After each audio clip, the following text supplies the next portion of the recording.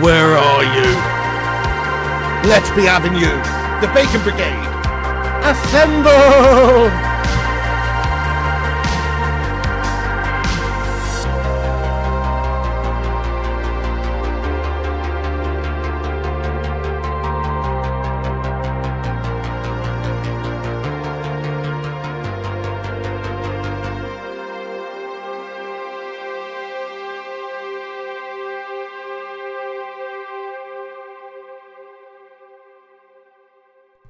Boom, boom, boom, boom, boom, boom, boom, boom, boom, boom, boom, boom, boom, boom, boom, boom, boom. Chickadee chanker, lads and lasses. What is going on, everyone? It's the Flying Pig here on Flying Pig United with another cheeky little stream for you. We are back with a watch-along for the England versus Greece game in the UEFA Nations League, a.k.a. a completely pointless Gash B-Team Fest. That's what's going on here. Hello to you all. Thank you very much for joining us and getting in the stream tonight. How are we all doing? Yes, indeed. We got some legends here. How's it going there? Paul Warby, what's happening to you, Don? Miranical, Flying Pig Gaming, Paul Warby, Emily, Harry, Simon Warnerlad, Johnny M, PJ, SG, Duke of Rodtown, Simon Warner, G-Wolf United, Paul Warby Lad, Laron, Brandon... Shit! Sorry, something just fell over. Scared the bejeebers out of me there, guys. Something just fell over. It was a plastic case. It was a plastic case. Plastic case, guys. Fell off the side there, guys, and scared the shit out of me there, guys. G-Wolf, what's going on, lad? Yes, Alex Core. Reaper's Underworld, SG. I'm smashing up the gaff without even meaning to at the moment, folks. Bloody hell. Manny Slew Flacky, Eferisto. What's happening, you hero? 5-0 Greece. Go on, Manny. Go on, Manny. Get in there. Represent that. Come on. This is Sparta. You know what I mean? Yeah, well, obviously want England to to do well, but if Greece wins, it's kind of like, I don't really care, you know, it's UEFA Nations League, Guff, and Greece is my second team anyway. I'm a quarter Greek, so, you know, that's it, mate. You know, I'm not any of them on the Exikronon, you know, so it's all good, mate. My grandmother's 76 years old, mate. Well, she was when I learned that phrase. Yeah. Robbie the Pig, what's going on, mate? How you doing? How you doing? G-Wolf, I apologise, mate. I've been melting the last few days, lad, but I will be getting back on it now. Don't worry, don't worry. Let's be having you, Matt the Cat. I'm just in a, well, I'm rocking my Bacon Brigade t-shirt here, lad, but I am just wearing a dressing gown. Yeah, I'm cold. It's cold in here now. It's got chilly, mate. It's got chilly. What's happening, Michael Barber? How you doing? Yes, lad. Okay, nice. Natalia Zamino. Paul Warby, Daniel Hunter from Tennessee, Freedom Journey, Shingen, Susan Knowlton, hope you're good. Loads of legends in it. Anyway, do us a favour at the start of this stream, guys. Smash the like button. Please do give us a big filthy thumbs up. Just tickle the like. There you go. Let's get this sucker to 100 likes. Also, you can give us a share around somewhere on social media if you want. There is a link in the chat, actually, that I put there. Please do give us a cheeky little repost on x.com. I'll pin it to the top of the chat. There it is. Click that link. Give us a repost. We'll shout you all out. Everyone later on who does indeed give us a repost. Thank you. Who's that geezer in the crowd wearing a Mr. Potato Head t-shirt, mate? Didn't realise Ed Wood would add some fans. Maybe that's Eric Ten Hag, actually. Greece going to get battered. Do you reckon? I'm not so sure. Hello, what's going on there, Fan Reactions Football Club? Malacca? Malacca, you say? Yeah? Yeah? Tu madre putana. Yeah, you want something, I don't know, I think that means what I hope it meant. Yeah? Malacca, call me Malacca, me. How's it going? Emily, Simon Warner, the big beard. Yes, everybody's in here. Right, let's get some score predictions in here. I'm on the England side, but only just, mate. Let's be honest. Malacca is a good thing, though. Well, I thought it meant wanker, mate. No? I thought Malacca meant wanker. Doesn't it? Maybe I'm ill-advised there. Minoda, how you doing, you legendess? What's good? What's good? How you doing? How you doing? Morsh as well. How you doing? Emily, I put my Christmas tree up today. Bit early, but I like your eagerness there, my friend. No, it's actually not Thomas Tuchel's first game, Daniel. No, it's like still Carsley for now, isn't it? Which is Gash. Well, it's just B team vibes anyway. Like, most of England's players can't be asked turning up for this game. Can't be asked to turn up over the international break. Oh, they're all injured. Oh, I've stubbed my big toe. Oh, I've broken my little fingernail, etc. They can't be asked, mate. To be fair, I mean, it's a meaningless game, really. But still, you should want to be playing for your country. UK strains 4-0 England. Go on then, let's get some score predictions in, guys. I'm going for 2-1 to England. I think it won't be an easy game for us, actually, based on the last one at Wembley. I'm going to say 2-1 to England, though. I think Belly goal's getting on the score sheet tonight. Malacca, 1-1, 3-1, 2-2. Okay, Manny says, yeah, but towards friends it's not malicious. Okay, but you could say the same about the C word, lad. Do you know what I mean? Michael Barber, let's go. Vexico Vice, how's you? SG, oh yes. Hannah Walker, thank you once again for the super chat at the start of the show. I hope you're doing well. 3-0 to England. Get in there, Hannah. Go on. Love it. Lineups, right? Yes, let's have a look at the team lineups. Thanks for reminding me. So these are the team lineups here. Oh, something's gashed up. What's gashed up there? Hang on. That's the team lineups right there, guys. I'll tell you what they are if you can't see. So England have Pickford in goals, Lewis, Konsa, Gahey, Walker as the backline, Jones, Gallagher, Gordon, Bellingham, Madueke and Watkins. It is a full-on England B team out here, really. Greece, on the other hand, Vlachodimos in goal, Rota, Mavropanos, Koulourakis, Tsimikas, Siopis, Seferis, Musaris, Bakasetas, Solis and Pavlidis. That is their lineup, guys. And, you know, they were decent against us last time, so I'm not expecting an easy game, actually. Very organised. Probably be reasonably difficult to break down. And the game is underway, guys. The timer's up in the top right-hand corner. Do sync up with us if you can. Come on then, England. Let's see some good stuff, though. Let's see some good performance here if we can under Carsley before he 0-1, 2-1, do one, does one. That doesn't really work in past tense. Into the 0-1, 2-1, does one out the team. That makes no sense. Whatever. Mike TG, what's going on? 3-0 England, says the Wolfster. 3-2 Greece, 3-2-3. Hello, what's happening there, the Fat Chinese Gaming? Guess what? I'm wearing the bacon shirt. Well then, in that case, Fat Chinese Gaming, we're bacon buddies, mate. We're Bacon Brigade buddies, lad. Because we're both wearing the Bacon Brigade t-shirt right now, lad. Get in there, FCG. Legend. Callum McFarlane. Ooh, don't know yet, mate. We'll see. We'll see. Evening, Matt Gwinnett. How's you doing as well? Matty Gwinnett, lad. Imad Adams. Welcome aboard. Yes, you want England to win, but want Harry to lose. Third international break. The players who are injured actually are. This is glorified friendly. It is actually pointless, this. Yeah, I don't even know why we've done a watch-along for it, really. Well, it's just because I'm watching the game, you know. I am going to be watching that G-Wolf. Yes, mate. I'm going to do a watch-along for it, actually. I think I am. Anyway, smash a one if you would actually tune in for that and watch the fight with me. There's a couple of good fights on there. See Taylor Serrano, and then obviously, yeah, the Tyson Fury Jake Paul fight. I just really hope that Jake Paul gets knocked the fuck out by 58-year-old Mike Tyson. It would be the best thing ever, wouldn't it? I mean, imagine if Jake Paul, some 26-year-old Disney YouTube melt, who's just fighting a 58-year-old, basically fucking OAP, manages to win the fucking match, or, you know, or knocks him out. Could you imagine? It's not happening, guys. It better not happen. If that happens, then the universe is just absolutely wrong. Even if he is 58. So come on, Mike Tyson. Smash him the fuck up, lad. Let's hope so. Tyson said he was going to kill him. Well, yeah, I mean, he's still got the power, you know, still got some power, definitely. He's going to have to get it done early, if he's going to get it done, I think. But he's still got some power. I'm sure he could still knock out a camel if he catches a clean punch. You know what I mean? It's Mike Tyson. Yeah. Okay, let's watch the match there, lad. Let's absolutely do this. Oh, shit, get well soon, Tony Snooker fan. Shingles. Oh, that's gash, lad. What's that from? Oh, no, get well soon, though, Mr. Tony, lad. Only interested in the game because you're life, if I'm honest. But that's what I mean, Brandon. We'll just make our own fun, won't we? We'll just chat some shite if this is an absolute boring game. Which it probably will be, because as I say, it's just some glorified friendly guff. We have actually got a full-on second-rate team out there. And we're just doing gash in this UEFA Nations League guff anyway. We don't really care about this anymore, do we? Tyson must have needed the money bad.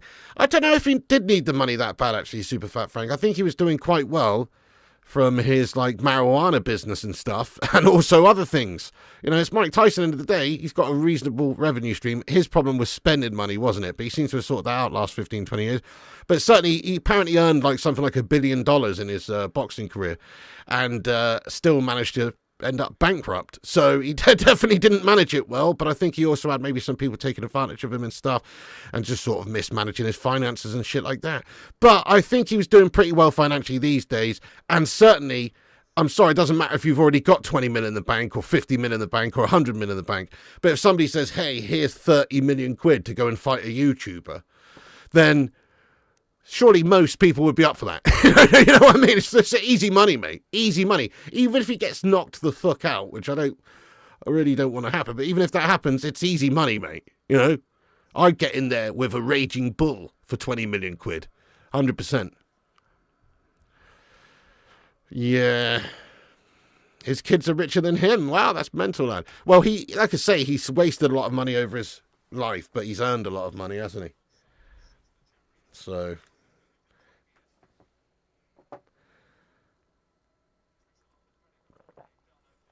Alex says they used to line up guys like Jake to spar with Tyson. I mean, that's probably even like a bit of a reach then as well. You know, I'm sure Tyson was fighting better, bigger opposition as well than Jake Paul, even in his sparring and stuff. You know, I'm sure he would have been, because Jake Paul, let's face it, although he's looked decent to be fair, and he's basically just managed to fight like a whole bunch of retired MMA fighters or like tomato cans. In general, he's looked decent, but I don't think he's really been tested. The only time he's really been tested in a sort of boxing format would indeed be that fight against Tommy Fury, which he lost on decision. So, you know, I don't really think he's actually fought anybody who we could consider a proper skilled boxer yet. He's fought some okay, you know. He's doing well, to be fair. 27, he's doing well. But ultimately... he's shite, mate. Ultimately, he's going to get knocked the fuck out as soon as he comes up against a decent boxer. That's what you would like to think, anyway. Yeah. Would I take a dive against Tyson? I would, says Madhouse. I wouldn't take a dive, mate. No, I'd go out there swinging, lad. Haymakers galore, trying to take his fucking heat off, son. And then probably just get knocked the fuck out. That's fine. But at least I'd go out on my shield, lad, swinging. You know? Hello there, Critch. What's happening, lad? Triple D-Threat says, reckon you drub Jakey up in the ring, Piggy. I mean, I do. I actually do. But maybe that's just my toxic masculinity trait coming in there or something. No, that's not the right expression. I don't know. That's not the right expression. But no, I would back Jake Paul, mate. 100%. Guy's a little melt, lad. What's happening in the match? Okay, Queen Ellie. So the football's being kicked around the pitch at the moment between 11 players wearing a white shirt and 11 players wearing a blue shirt, and it's an absolute fucking snooze fest so far. That's what's going on. Yeah, I'll tell you once something happens. Madwakey now fed down the right. Hey, look at this. We've got a chance. Madwakey in the box. Cuts inside towards the byline, gets it back across goal, and it's a goal! Get in there, my son! Ollie Watkins makes it 1-0. It's lovely wing play by Madwakey there to cut back inside and put it back across goal there. And put it on the plate there for Ollie Watkins, my son. Get in there! Goal for England, 1-0. Ollie Watkins gets the breakthrough, tapping for him, edge of the 6-yard box. It's been pulled back across goal by Madwakey on the right side. And it is a lovely goal, to be fair. It's a very nice little worked move there. All credit to Madwakey for making it there. Get in there, my son. England 1 up, my friends. Come on. England 1 up. It's a nice move, that, as well. Nice bit of play by Bellingham initially to get that ball down the right side there towards Madwakey too. And it's an excellent bit of play by him. And then obviously a nice finish. Great goal. Bellingham in the build-up. Yeah, lovely. Get in there, guys. 1-0 to England. Come on. Right. That's lovely stuff. Update the scores. There we go. Happy days, guys. Happy days. Lovely. Ollie Watkins gets the breakthrough. Sin Games, what's going on, you hero? How you doing, Sin Games? Yes, Sin Games. What's good, dude? No, that's right, Brandon. I agree, 100%. Fair play to him. He's done brilliant. He's got this interest in him. People want to see him lose. And he's obviously handpicked all these fighters. It's very clever. And like I understand the point as well. If you're an up-and-coming young boxer, you're not looking to fight Canelo Alvarez right now. You know, you've got to work your way up. You've got to beat some tomato cans. You've got to beat some journeymen and get your way up there. I understand that. But also, I just think he's pretty average, to be honest. And obviously, if it was Mike Tyson anywhere near his prime, the fight's over in 10 seconds. Literally. Hello there, Lily Gamer. What is going on, you legend? Yeah, that was a nice bit of play by him, to be fair, Lily. How's it going, Lily? Yeah. No, that was a lovely bit of play. Lovely bit of play. Greece will equalise. Watkins at the double 4-0. I'm a genius. Go on, PR. Let's hope so. Happy birthday, Emily, for Sunday. Nice. How old are you, Emily? Happy birthday for then. Playing better without Harry. Yeah, you know it. Yeah, well, I think it depends which Harry you're talking about, Maguire or Kane, but I'm guessing you're talking about Kane. And yeah, I mean, he is a little bit of a slow melter up the top of the pitch there. I do rate him, though. I do think he's quality, but also you do lose something in terms of dynamism by having him in there, because he is just a little bit of a dropping deep, slow melter, lad, but he can certainly finish a chance. Lee Harris, what's going on, lad? Laron Deb as well, reckons that was a nice one. Manny Slufaki already 1-0 to England. Yeah, not great, mate, for you guys. Not great there. Undone early doors. Go on, then. Another chance is it for England. No, this time cut out at the back by Greece. So last time out in the Wembley, they basically just rocked up with a big Trojan horse and just set it outside Wembley Stadium, and we were foolish enough to wheel it inside. Do you know what I mean? And then the Greeks just proceeded to just come into Wembley and just batter us, mate. What the hell was that all about? That was filth. So now we've got to get a little bit of revenge. Oh, yes. Greece has a stunning stadium. He's not a big game player, sleeps during finals. Nice, nice, nice. Smash the like button, says Kima Fakir Hassan. That is awesome. Have you seen Tyson training? I have seen bits and bobs of him training. Yeah, he still looks pretty raw, lad. Relax, says Manny Sluflaki. Yeah, Vexago says Tyson was still smashing him up. He was training like an animal. But I'd even get in the ring with Prime Tyson for 100+ million. Definitely, I'd get in the ring with Prime Tyson for $500,000. I mean, it's going to sort you right out. Okay, you get knocked the fuck out, and you might have some lasting damage, but ultimately, you know, you should be all right. Mate, thank you very much, Gunnar Galactico, for stopping in to like the video. Thank you very much, mate. That's very nice of you. We have smashed 100 likes on the stream. Thank you there, Gunnar Galactico. Appreciate you and everybody else as well for hitting the likes. Keep hitting the likes. And subscribe to the channel if you're new. Hit the subscribe button down below. You know it makes sense. If you were Amarim, would you sign Kane? Not now. A couple of years ago, yes, but not now. Nah, I don't think, unless he was available like on a free or something, in which case definitely. But nah, not now. It's too much of an expense. Plus, he's going to just leave in a couple of years for nothing. So you would literally just be wasting your money. And, you know, I think if you can pick him up for nothing, then yeah. You smell 2-0, Zoe Alexander. Nice, nice, nice. Hey, thank you so much there, Hannah Walker, for another super chat. Come on. If you had to pick one of the England players to help you fight zombies, who are you picking? I'm picking John or Jordan. That's a good shout. I mean, yeah, Jordan Pickford wouldn't be too bad. You're picking John Stones, you mean, yeah? John Stones, what's he going to do? Fucking dance the zombies into submission? Well, maybe Harry Maguire. Does he count? I know he's not playing tonight. Does Harry Maguire count? Because I'll probably choose the slab. Let's face it, it's going to be difficult for them to bite into that cranium of his. You know what I mean? It's like a 7-inch thick skull he's got. So I'm pretty sure that would be almost impenetrable to a zombie bite. Therefore, maybe he could just stick the old Glasgow kiss on zombies repeatedly over and over and over again. If all else fails, if he dies, he dies. If all else fails, you could just use him as a battering ram. Do you know what I mean? Harry Maguire as a battering ram, or maybe even like a human sandbag to keep the zombies away, lad. I think that is the most plausible. Go on then, we got another chance, but Dwake's done it again. No chance, no chance. Yeah, me too, Paul Warby. I know Ruud van Nistelrooy, man, he was doing well. He probably deserved to stay and have some sort of an input still. But Amarim wants to obviously go in a different direction. Fair play to Ruud, though. What an absolute lovely little interim manager spell there for him. He's done bits. 4 games undefeated, few wins. Absolutely doing brilliant stuff for us. Respect to Ruud van Nistelrooy. What a legend of this club.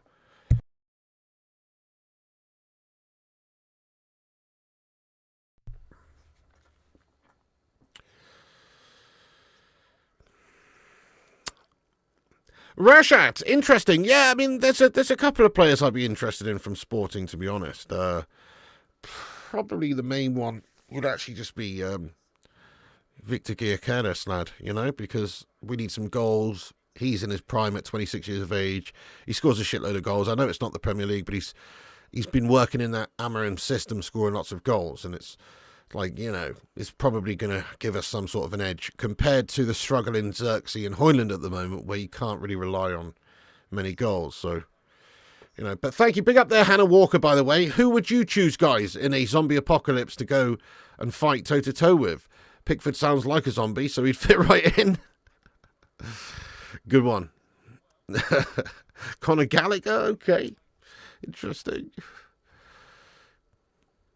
Ruud could be the next Man United manager if Amorim melts. Fair point, yeah. I wonder what Ruud's going to do now. I really want to see Ruud get a good job, like a decent-sized job. I don't know, like a decent-sized, sort of like a Premier League team or, you know, maybe like a Leipzig-sized club or something, you know, like a decent-sized sort of club. And hopefully he gets more experience and you know, does well in management. And then one day, many years from now, hopefully, because hopefully we'll have a period of success now, but many years from now, hopefully, Ruud van Nistelrooy could maybe come back and manage this football club. Yeah, so hope he has a good career in the game. I think he's going to do a lot better than Erik ten Hag, Susan. He seems to play the sort of style in football that I'm interested in Manchester United playing, much more so than Erik ten Hag did. You can only really go on what he's done now, which is just in the Portuguese league for Sporting. But from what he's done so far, he does look like he's got a lot of qualities about him in terms of managing the team, motivating the team, stylistically the football that they're playing, the organisation, his tactical ability. These things seem good. Now, you've got to translate that and adapt to the Premier League, which is a different kettle of fish. But people can do it. People have done it. And let's just hope that he's one of those that can. But he definitely seems good at the moment. But it's early doors. He's not the most experienced manager in the world. And it's a huge task trying to get United good again. So, yeah. But I think he could do it. I think he can do it. Oh, nice, Simon. Italy 1-0 up against Belgium. Tonali, the scorer. Every time I see that name, Tonali, for some reason, I don't know if I'm like partially dyslexic or whatever, but I just read it as toenail. Do you know what I mean? Anybody else do that, guys? Smash a 1 if you look at Tonali and you just read it as toenail. I don't know why. You know, heard rumours that Ruud might be going to Coventry City. Wow, very interesting. Jens says, do you still have woke in England? You what? Oh, Minoda, what's going on there, Minoda? Thank you for the super chat. Thoughts on the Coots, the sniffer saga, Pigster? Yeah, it's hilarious, isn't it? The guy's like going out, snorting cocaine, hanging out with Indonesian hookers, and then managing games of Premier League football the weekend, you know what I mean? And then slagging off Jurgen Floppy Cloppy Jalopy and Liverpool. Look, I don't really have too much of a problem with what he said, you know, personally. But why would I? He's dissing the shithouse Scousers. It's unprofessional whichever way you look at it. End of the day, it should have never come out. His mates have stitched him right up, haven't they? That's what's happened there. Whoever his mates are that's released that video or sent it to whoever, they're a bunch of absolute scumbags. Because, you know, he's clearly pretty inebriated in that video, whether he's on the Charlie Chang or booze or both or any other substances. He's clearly pretty inebriated, you know. So if you just stuck a camera in your face at 4 a.m. after you're inebriated and asked you to talk about your working setup or your career and then they sent it to your boss, you'd probably be in a shitload of trouble as well. So I kind of feel for the guy, actually, even though he's clearly a bit of a fucking tit. You know what I mean? Because it's like, actually, he should never be coming out, should it? But his mates have stitched him right up. Yeah. But there you go. Thanks for the super chat, by the way, there, Minoda. Which other players sound like body parts? Wilfred Boney? I don't know, mate. Yeah, there you go, Staygold. Bang on it, weren't he? Yeah, slagged off Klopp and Liverpool, bangs line of coke and a hook, a legend in your books. That is hilarious. Bobby Bananas says, Staunton at the Euros, bringing English football into the mud. Pillock. Oh, here we go. Look at this twat. Stephen C's back. Here he is. Every England fan looks like you. Unwashed, lives off frozen food and beans. Mate, fair play. I do eat a fair bit of frozen food, in all fairness, you know. My freezer is chock full of Iceland goodies at the moment, mate, so I can't really dispute what you said. But you know what, Stephen C? I think we'd established that you're a sweaty sock, aren't you, mate? That's what we established in the past, and that's why you're so bitter. Because your footballing nation is gash. That's why you're so bitter, Stephen, lad. Yeah? And let's face it, if you want to get into it, not being funny, you're having to go about our diet and our diet in England being bad. Mate, have you seen the Scottish cuisine, lad? You guys have deep-fried battered Mars bars and cans of Iron Brew for breakfast, my son. Do you know what I'm saying? In fact, I'm pretty sure, look this up, guys, the life expectancy in Scotland is like way less than most countries in Europe, because you're just living off fucking deep fried haggises and stuff. You know what I'm saying? So you look that up, guys. I'm not even kidding either. That's actual fact. The life expectancy in Scotland is less than England because of their diet. And he's having to go at us saying we eat frozen shit and everything. You know what I mean? Oh my God. He is Scottish Cascade, yeah. Fair enough, though. I'm 8% Scottish. That's right, 8% Scotsman over here. Fletcher's Scottish get type 1 diabetes, then batter it. Oh my God. Aye, that's right. I'll have a cheeky deep fried battered diabetes, please, my son. Yeah, Ben Hames. She's still a bit under the weather, actually, mate, but she's doing better. Thanks for asking, lad. How's you doing, Mr. Hames? Probably not super fat, Frank. Yeah, Iceman. Oh, dude, don't get me wrong. I love all that stuff too. Like, I eat things like Tunnock's tea cakes like they're going out of fashion. McVitie's digestive biscuits, you know? I'm all about that Scottish cuisine life. Iron Brew. Yeah, I love an Iron Brew. Get an Iron Brew emoji in the chat, guys. Her new job is good. She's only just been doing training this week, Minoda, though, so she hasn't actually started her proper new job, but she's been on training. So, yeah, she's got the first 4 days out the way of training, which is great. Staygold says, Pabst Blue Ribbon's way better than Scottish Piss Water. Got to disagree with you there, Staygold, actually, you know. I thought we were on the same wavelength there, but now you've ruined it. Staygold, Pabst Blue Ribbon is absolutely one of the worst beers I've ever had, mate. I'm sorry to say, there's some rather nice Scottish beverages, but in terms of Pabst Blue Ribbon, that is the definition of absolute liquid guff. Sorry to tell you that. I'm sorry. I've had it and it was rubbish. So I don't know what you're referring to, Staygold, lad. Pabst Blue Ribbon is absolutely guff. Tunnock's chewy goodness. Yeah. No, I didn't, Mike TG. Any good? Haven't even seen the... Oh, chance again for England, is it? Into the box. No, cleared away now. Greece played out from the back.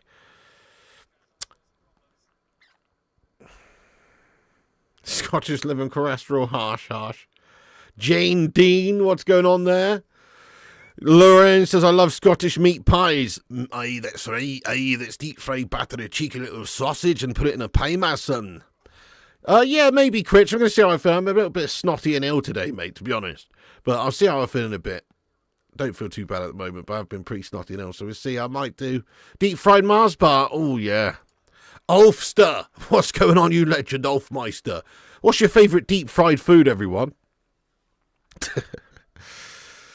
What would be mine? Deep fried. I like a sweet and sour chicken ball from the Chinese takeaway, to be fair. Deep fried Mars bar with ice cream is elite. Oh, nice, yeah. The pig derby, exactly. Jonathan Gallagher, welcome in, you Don. Yeah, fried chicken is absolutely elite, to be fair. I guess chips count as well, don't they? They're deep fried, so like, yeah, like chip shop chips. Fish and chips, yeah, 100%, mate. Deep fried Twinkies. Rat says, oh, 795. I didn't know you were Scouse Ulf. I thought you were a Brummie lad or a West Bromwich person. I didn't know you were Scouse Ulf. Popeye's haggis. Deep fried Mars bar was invented in Stonehaven. All right, calm down. Calm down, Alex. We don't need the history of the deep fried Mars bar now, right here. I'm surprised he's still there, Johnny. I would have sacked him right off after the last Euros, actually, because it was awful. You saw a recipe for macaroni pie and want to make it at home. Wow, this has turned into the cooking channel. All of a sudden, hasn't it? Sorry, my fault. My fault for talking about deep fried haggises and all sorts for nothing but the last 5 minutes. Right, the game's on. Nice ice time. It's 1-0 Norway against Slovenia. Nice. Erling Haaland playing, is he? He's been doing shite lately. Good to see City struggling a little bit for a change.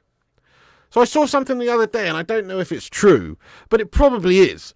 I saw something. So after, Pep lost the 4 games in a row or whatever with City, there was a statistic that popped up on my timeline about Sir Alex Ferguson that said that Sir Alex Ferguson, in the entire time that he was at Manchester United, never, ever, ever lost 4 games in a row. Can you believe that? I know we were successful during that period and he was also, but that's actually amazing. All the time he was there, never had a spell of losing 4 in a row, ever. Pretty cool. Maybe I should do that, Blue Gamer. I like my air fryer too as well, yeah. Awesome, Johnny. Awesome. That's the way to do it. I've got an air fryer as well, though. Well, fair play to you, Minoda. But, okay, it is. But it's good stuff, though, isn't it? It's nice.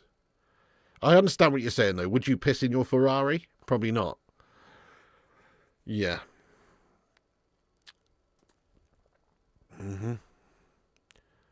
Oh, come on. Right, well, this is a boring escapade already, isn't it, folks? Saka now. Jones for England. Here is Walker. Switched up to the right side now. Lots of space for Madueke to get into now.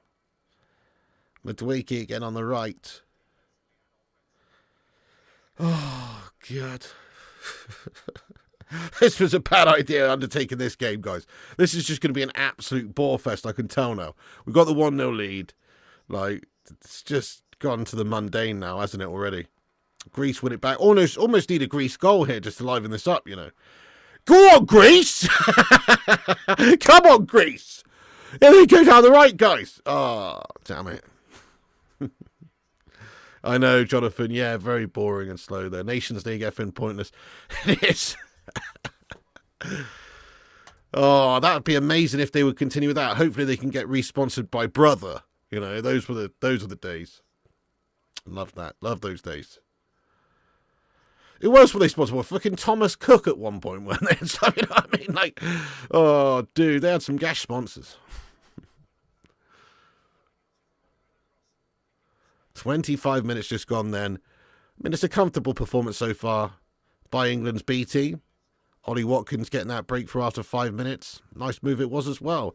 But since then, it's been a bit of a non-event, this one, hasn't it?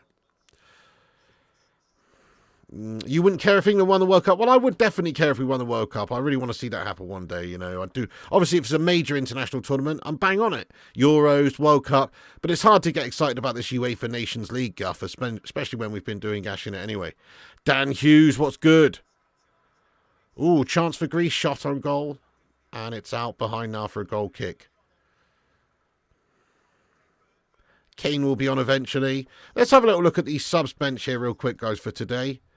And just see who is sat on the bench there for us. So we have Angel Gomez, Bowen, Gibbs-White, Hall, Harwood Bellis, Henderson, Kane, Livramento, Quansah, Rogers, Solanke and Trafford. So, you know, lots of youth on the bench there. It'll be interesting to see some of these guys come on a bit later on. And it's generally a youthful looking starting lineup as well, with the likes of, you know, Jones, Gahey, Quansah, Lewis, Madueke, Gallagher, Gordon, Watkins. I mean, it really is a young looking lineup tonight, starting the team lineup anyway for England tonight. Super young.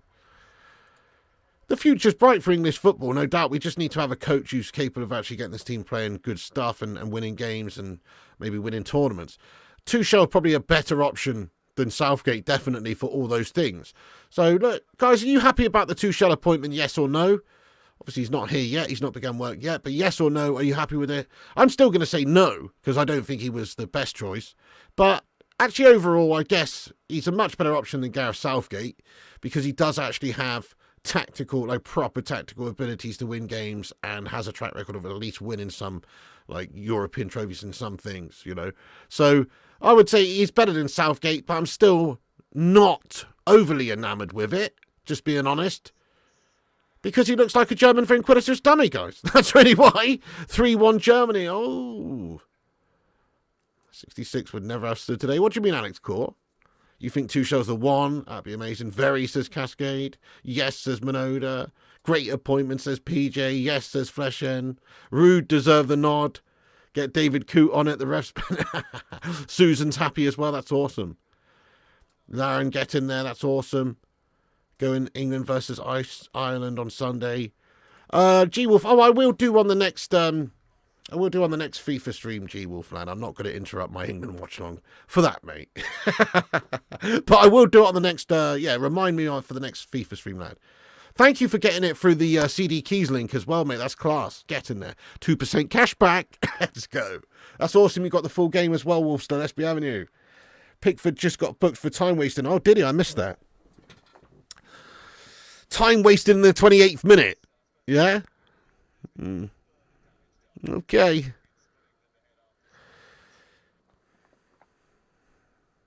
Now Greece play out from the back here.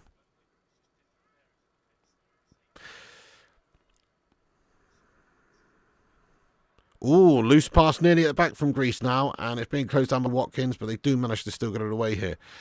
Long ball up the pitch for Greece, looking for one in behind there, but Conser's there and covers and mops up, and now Pickford gets his head up and plays a nice ball up the pitch down the right to Madueke, who's in space. Madueke cuts inside, pops one off to Jones, his pass is loose. Gordon can't quite get there, and Greece get it. This is decent from England, though. You know, it's pressured stuff from England. They are getting stuck in. They are trying to sort of press a little bit from the front and get at these Greeks. So fair play. Not a bad lineup set up by England. Obviously, we're not playing amazing. We created one chance, but this is not. We're not doing too badly at the moment, guys. Yeah, England good, says Dan Hughes. Yeah, not too bad, John. Playing quite well. You know, organised. Look very energetic. Pressing, going for it. Greece, though, counter well, and they've got a chance, and it's a great save by Pickford. Oh, my God. Tsimikas almost makes it 1-1 there, guys. Just as I was saying that, they cut us open on the counter-attack. Tsimikas gets the shot off at the near stick. It's a good effort by him, but a very good save by Pickford to push it round the post. But, goodness, dodgy stuff. Yeah, they absolutely undone us down the right. To be fair, Kyle Walker gets done on toast here. Absolutely done. And Tsimikas creates it. Nice bit of play by him, to be fair. He gets round Walker, gets back on it. Ball comes back into him, and he gets the shot off. Saved by Pickford at the near stick. Good goalkeeping. And the corner comes in for Greece. Out it goes now. Another chance for Greece. It's recycled. It's switched up to the left. Comes back in again now, does it? Good defending there by Madueke. Gets right out to him and gets a good firm tackle on it. It's out for now, a Greece throw. Surely that's our ball.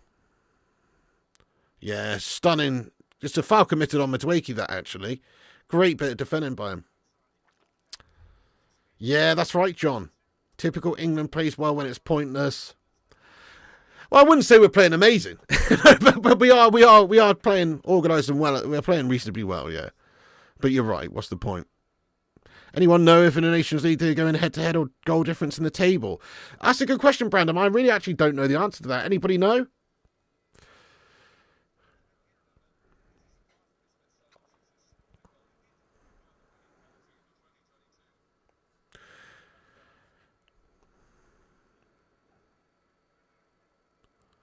The Greeks. Here come the Greeks. Gordon commits a foul. And it's going to be a free kick to Greece in our half. Dan Hughes, what's going on, lad? Head to head, says John.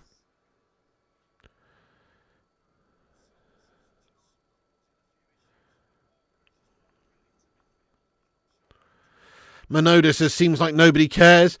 I've got to be honest with you, Manoda, in terms of this game, right, and what this means, and, you know, the UEFA Nations League, I honestly don't give a shit about it at all.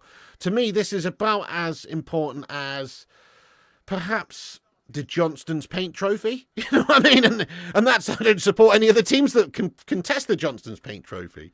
And I don't even think the Johnston's Paint Trophy has actually been contested for about 15 years, because it's surely called something else now. I don't know. What is the Johnston's Paint Trophy called these days, guys? That's how little interest I have in it. Do you know what I mean? Which is like the lower league cup for the lower league teams, if you want to call it that. Yeah? What is the Johnston's Paint Trophy called now, guys?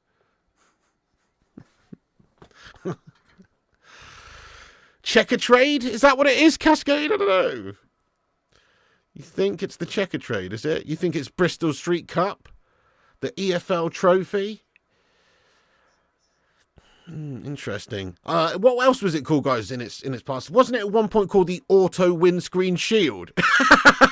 I'm pretty sure. No, yeah, the Auto Glass Windscreen Shield or something. Do you know what I mean? You know it's a shit competition when it's got a name like that. Oh, my God. Mrs. P? Mrs. P? Mrs. P? You right, darling? Oh, sorry, hang on. I've got these plastic boxes. They've fallen over. You right, Mrs. P? Oh, say hello, everyone, to Mrs. P. Hey, everyone. Darling, can you do us a favour, please? Yeah. I'm in medical need of one of those sachets of coffee.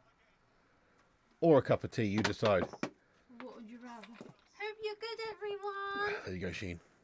Can you come in, though, and shut the door? Because you're letting all my heat out, darling. It's freezing in there, Sheen. Mrs. P's feeling better. Yeah, she's just completed 4 days of training at work. I've been feeling better. Thank you for all the well wishes. Bellingham's through one-on-one. Bellingham's through one-on-one. Bellingham's through, and he's been tackled, and it's a good bit of defending by the Greeks in the end. Bellingham should have done a lot better there, really. Lovelies are all good. Yeah, Mrs. P's feeling better, guys. Thanks for asking. Everyone knows the Accrington Stanley from the milk advert. That's true, yeah. Hey-o. Accrington Stanley? Who are they? Hey, Exactly. Johnny Ann, lovely legends. So do you want a bit of sugar in that still? Yes, please. One heaped teaspoon. One.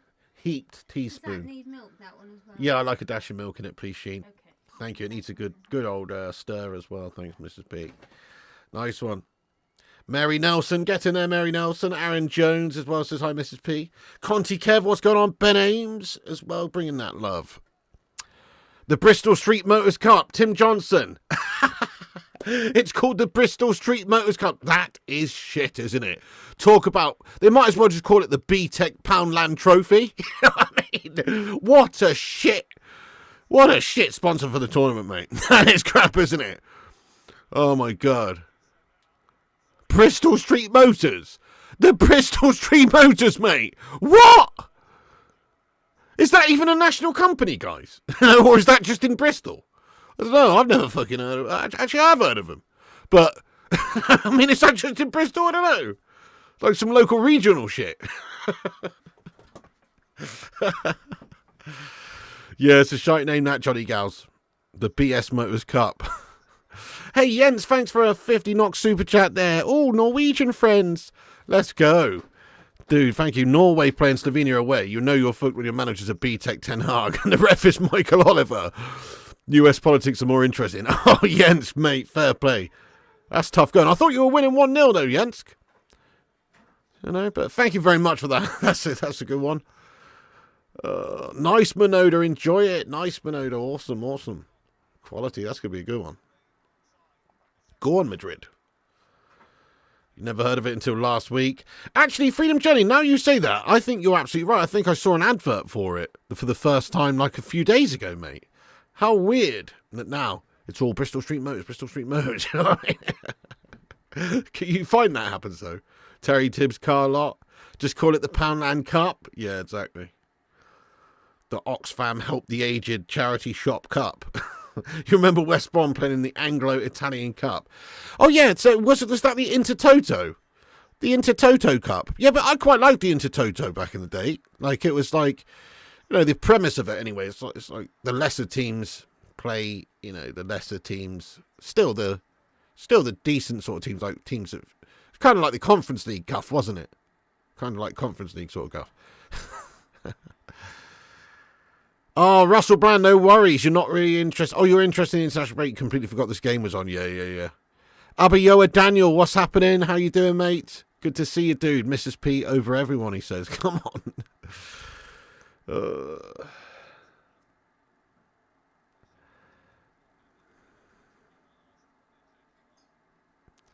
Salvation Army Cup. Okay, what do you reckon the shittest trophy name ever is, guys? That's a good one, isn't it? As in, not the name of the trophy. I mean, like the name of the competition, or the name of the, you know, like the Worthington Cup or something like that. You know what I mean? What's the worst sponsor name of a trophy ever? Get it in there. Maybe the Bristol Street Motors is pretty high up there. That's shite. That's definitely shite. The Audi Cup. Oh yeah, Spurs vibes. The Piston Cup. The Piston Cup. The Carabao. That is shite, actually, Freedom. Yeah, great idea by FIFA to have a German ref in an England game. The Rumbelows Cup. Oh, yes, classic, the Rumbelows. Jewis's Charity Shield. What? The Milk Cup. Yeah, classic. Tiger Cup. Coca-Cola. I actually thought, I don't know, maybe it's just because I really like Coca-Cola, but I actually thought when the League Cup back in the day in the 90s, when for a bit it was actually called the Coca-Cola Cup, I thought that was cool. I must admit, because I like Coca-Cola, you know, so. Carabao League Cup's better. The Betway Cup, the EA Cup, Coca-Cola Cup. I thought that was good, though. Papa John's Trophy. Oh, that's shite, isn't it? You The Papa John's trivia, what the fuck is that? A bloody a platter of pizza that they bring out for you, you know what I mean? Just holding up a bloody 15-inch Mighty Meaty above your head like it's the fucking Jules Rimet, you know? Thank you, Jens, very much there. Oliver handed the Slavs a soft penalty, 1-1 now. Oh, no. Well, that's what you get for having Michael Oliver officiating a game of football, mate. He's a shite ref. I think English refs are actually pretty shite these days. You know, we used to have some good ones, but now we genuinely are shite. Does what it says on the tin cup. Littlewood's Cup. The Pigster's Broken Cup. Zenith Data Systems Cup. That's awesome, mate. That is awesome.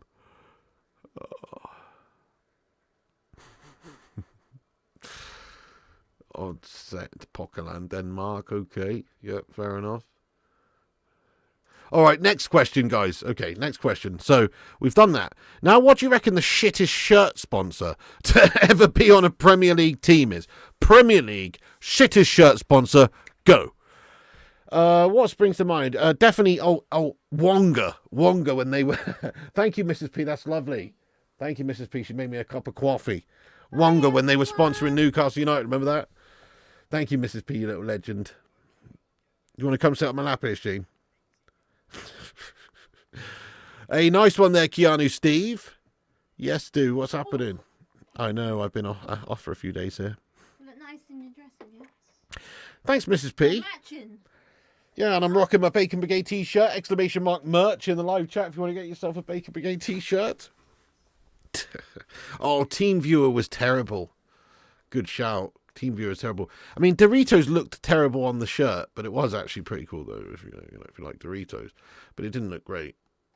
McDonald's, AIA, oh yeah, some Spurs guff, yeah. Chevrolet, we have had a couple of shit ones, actually. Man United, definitely. Chevrolet and Team Viewer, they're gash. Oh, yeah. Belinda Brentford, Hollywood Bets. That's a good one. Hollywood Bets. Oh, man. Oh, yeah, no, but that one was good, Elliot, though. When Everton was sponsored by Chang. That was actually good.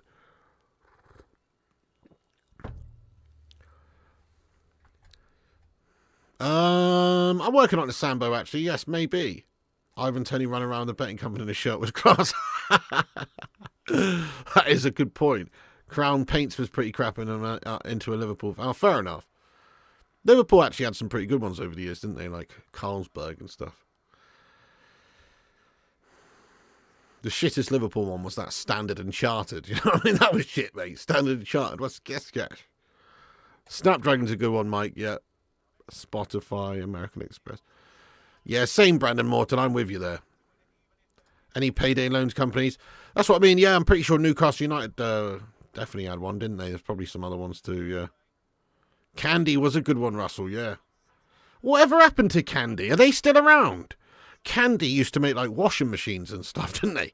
I haven't seen a Candy washing machine for a long time. Are they even still around, guys? Who knows? Emirates Fly Better is the best. I disagree with that, Elscofer. I reckon that's gash. I don't like that. Oh, nice. They still make dishwashers. Okay, nice. That's good then. I'm pleased for Candy. They're still around. Good stuff. Aston Villa FC, Batana FC, Bournemouth, BJ88.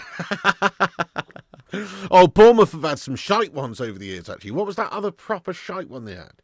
They had some gash betting company one. What was it? Oh, like Fun Bet 88 or something, maybe. I can't remember now. But they've had some shit ones. Bournemouth have had some shit ones, yeah. Evening, Justin Maybin. What's happening? Visit Rwanda. No, thanks. There's probably Betfred. 888, says Josh Fryer. Yeah. Who was sponsored by Cash Converters? Oh, that's it, is it? Sorry, Crystal Palace Net 88. What am I thinking of there?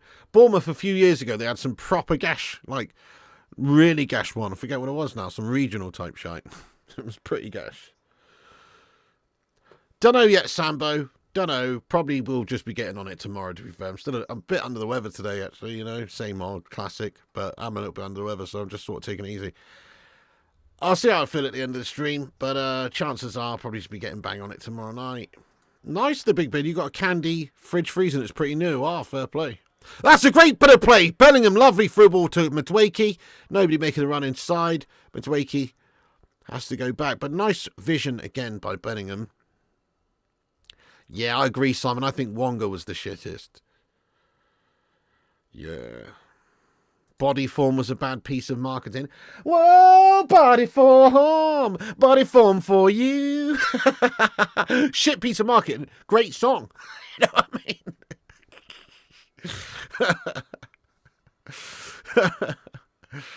Etihad Airways is the worst sponsor. Yeah, good shout there. Good shout. Walkers. Well, yeah. On the Leicester City shite. Fulham FC, SBO top. That's crap. Wait, hang on. I've got to find out this Bournemouth one that I'm thinking of. They had such a bad one a few years ago. Bournemouth kit. Let me go like 2018 or something. See what happens there. Oh, yeah. 88 Mansion. That was the one I was thinking of. Mansion Bet 88. That is a shit sponsor, mate. Mansion 88 Bet. That is crap. And then before that, I'm pretty sure they had some proper shite as well. Like some real shite. Like insurance company or something that you never heard of or something. Hang on. Energy Consulting, yes, mate. Energy Consulting. That's what they had. And BJ88 as well. Oh my god. That's some dodgy stuff right there. Madueke's having a very lively game. Who's your player of the first half, folks?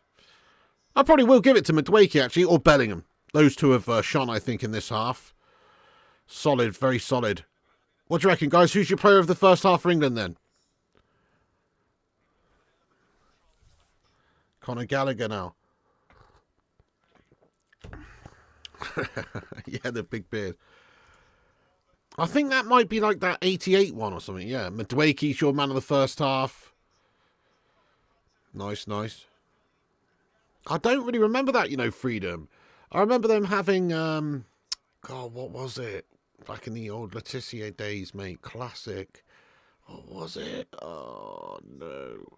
But yeah, I don't remember actually I don't remember that one. Watkins, Pickford, Watkins, Madueke, Bellingham. Yeah. What's up there, Dan Hughes? 2 minutes.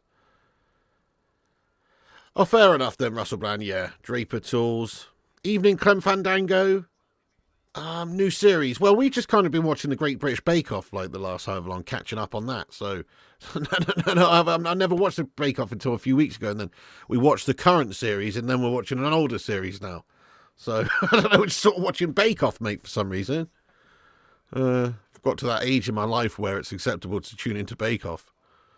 That's the one, yes, Sanderson with the Saint sponsors. Yes, mate, that's the one, yeah, 100%. That's it. Classic.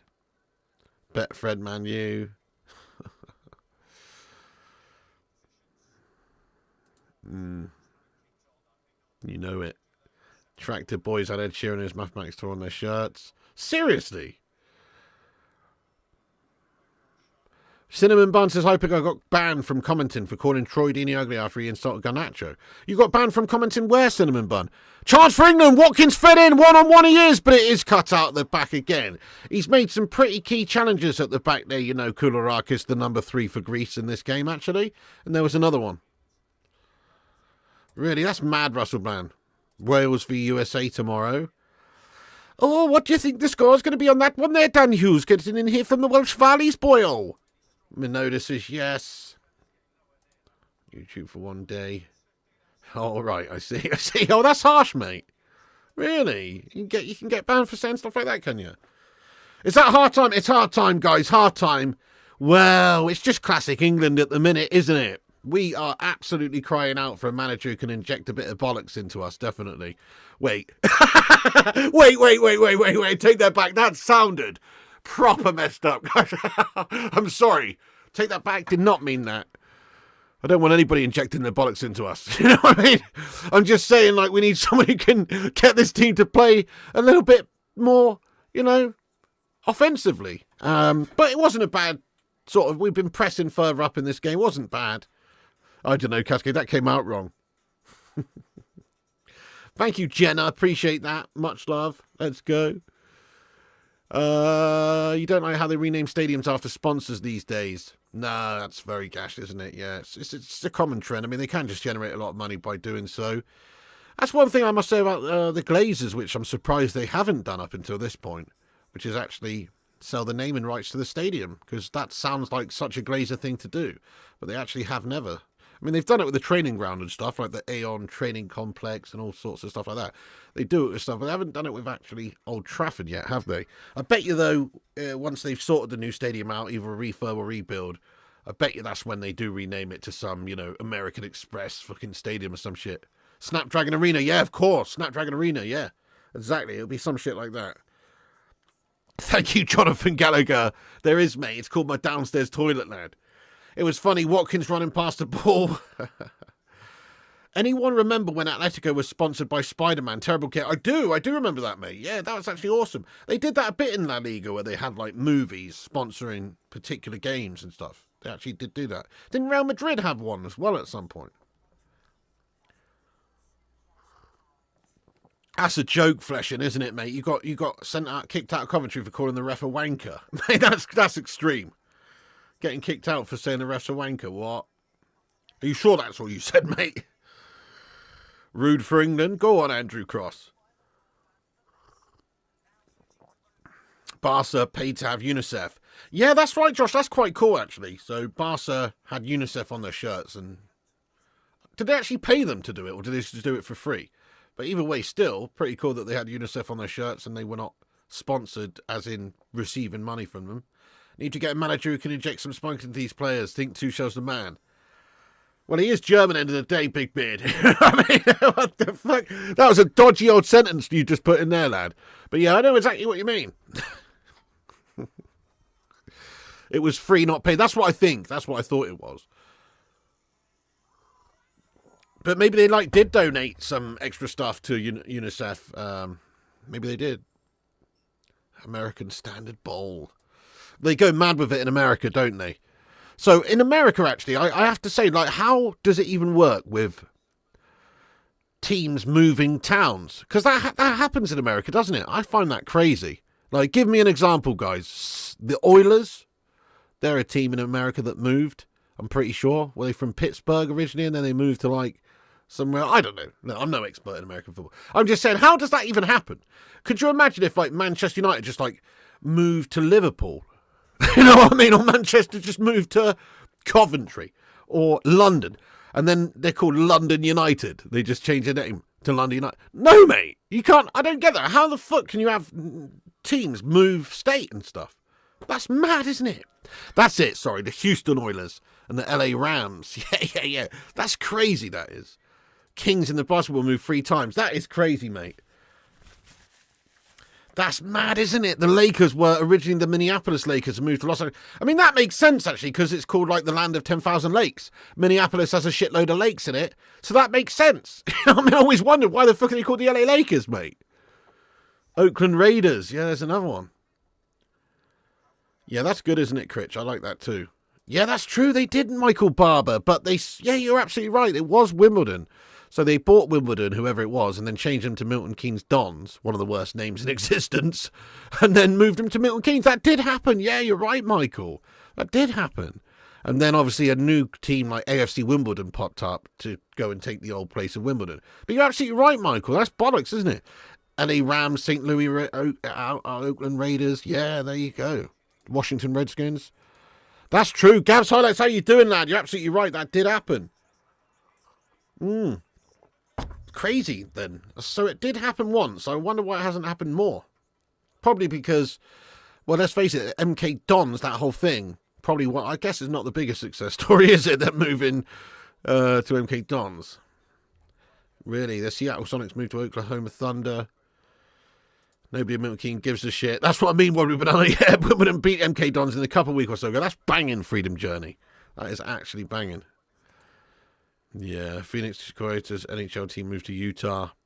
They're franchised by the leagues instead of being individual clubs. American leagues are pretty much circle jerks. But could you imagine, you were I don't know, the Houston Oilers. You're you live in Houston. You've grown up a Houston fan or whatever. And then all of a sudden they piss off and they move to fucking LA or something. You would be absolutely fuming, wouldn't you? Could you imagine? I mean, that is filth. Yeah, there you go. Exactly, Brandon. Exactly. Yeah, there you go, Hang on, I need a slash, guys. Back in a minute. Don't go anywhere. Just gonna be right back in a minute. Keep smashing those like buttons. By the way, guys, we're on nearly 200 likes. We need 7 more likes. Hit the likes, give us a share, and smash subscribe, and I'll be right back in 1 minute.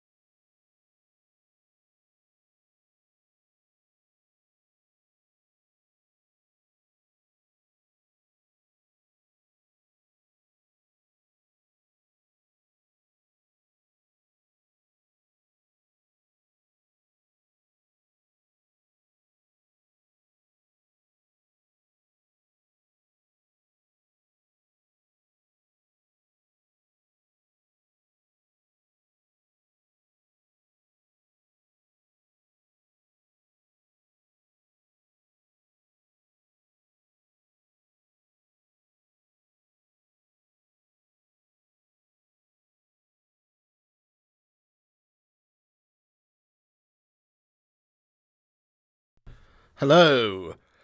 Yeah, I agree. International breaks are just shit, aren't they?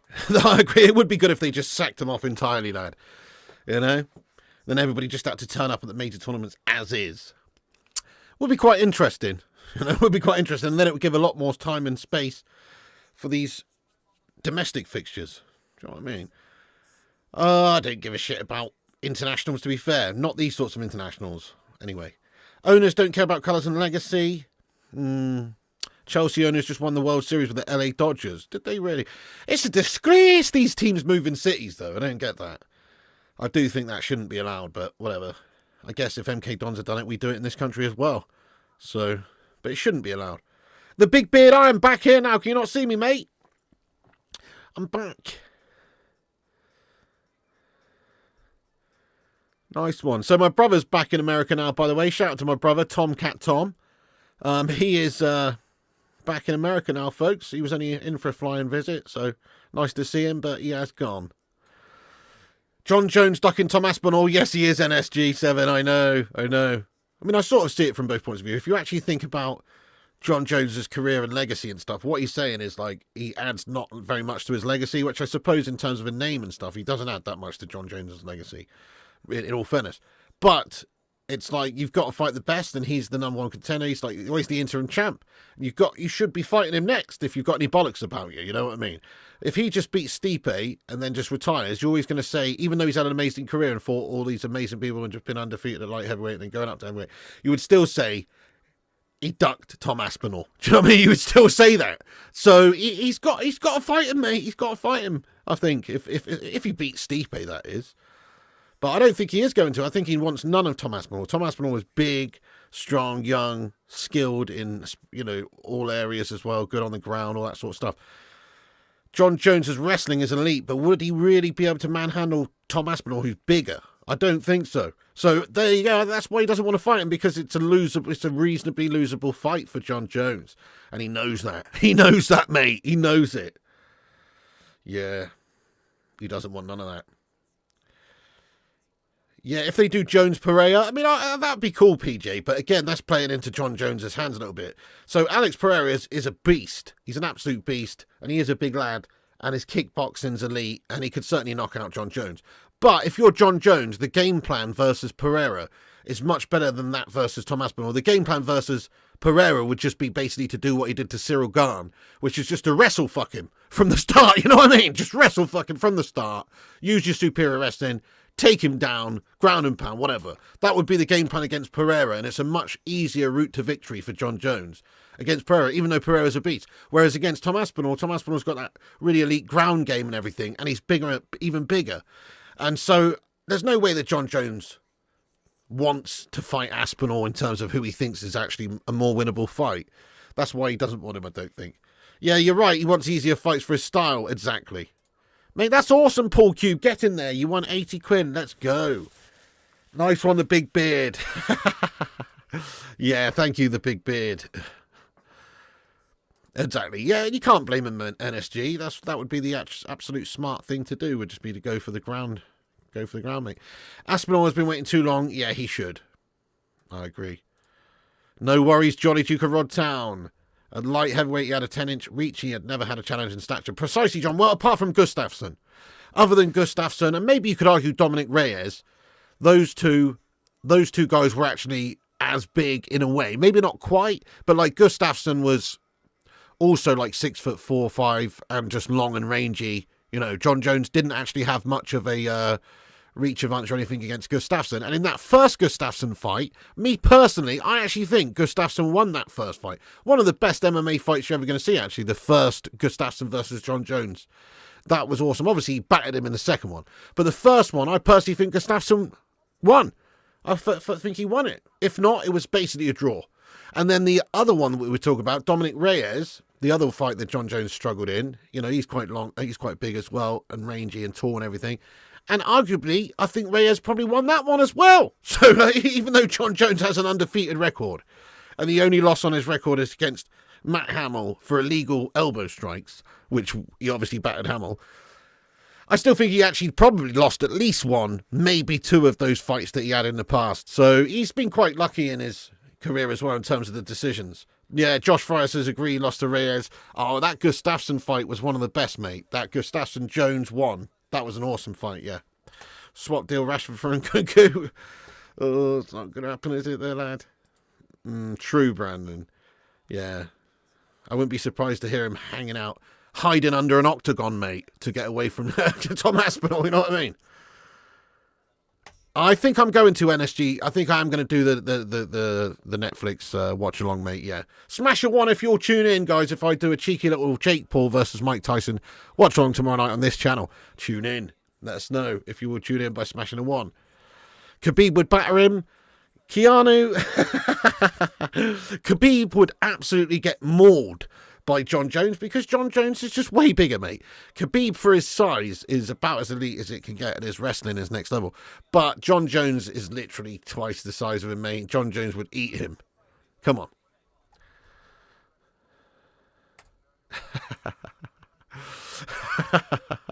Not quite at the moment, Jamie Robinson. No, lad. No, sorry about that. Yeah, nice one. Okay, nice one, guys. You will tune in. All right, great. Jamie Robinson won't. Fair play, lad. Yes. Hate boxing, love the pig. Thank you. No, I don't. Hey, Rushmano, you legend. How's it going, lad? Mike will destroy the weasel.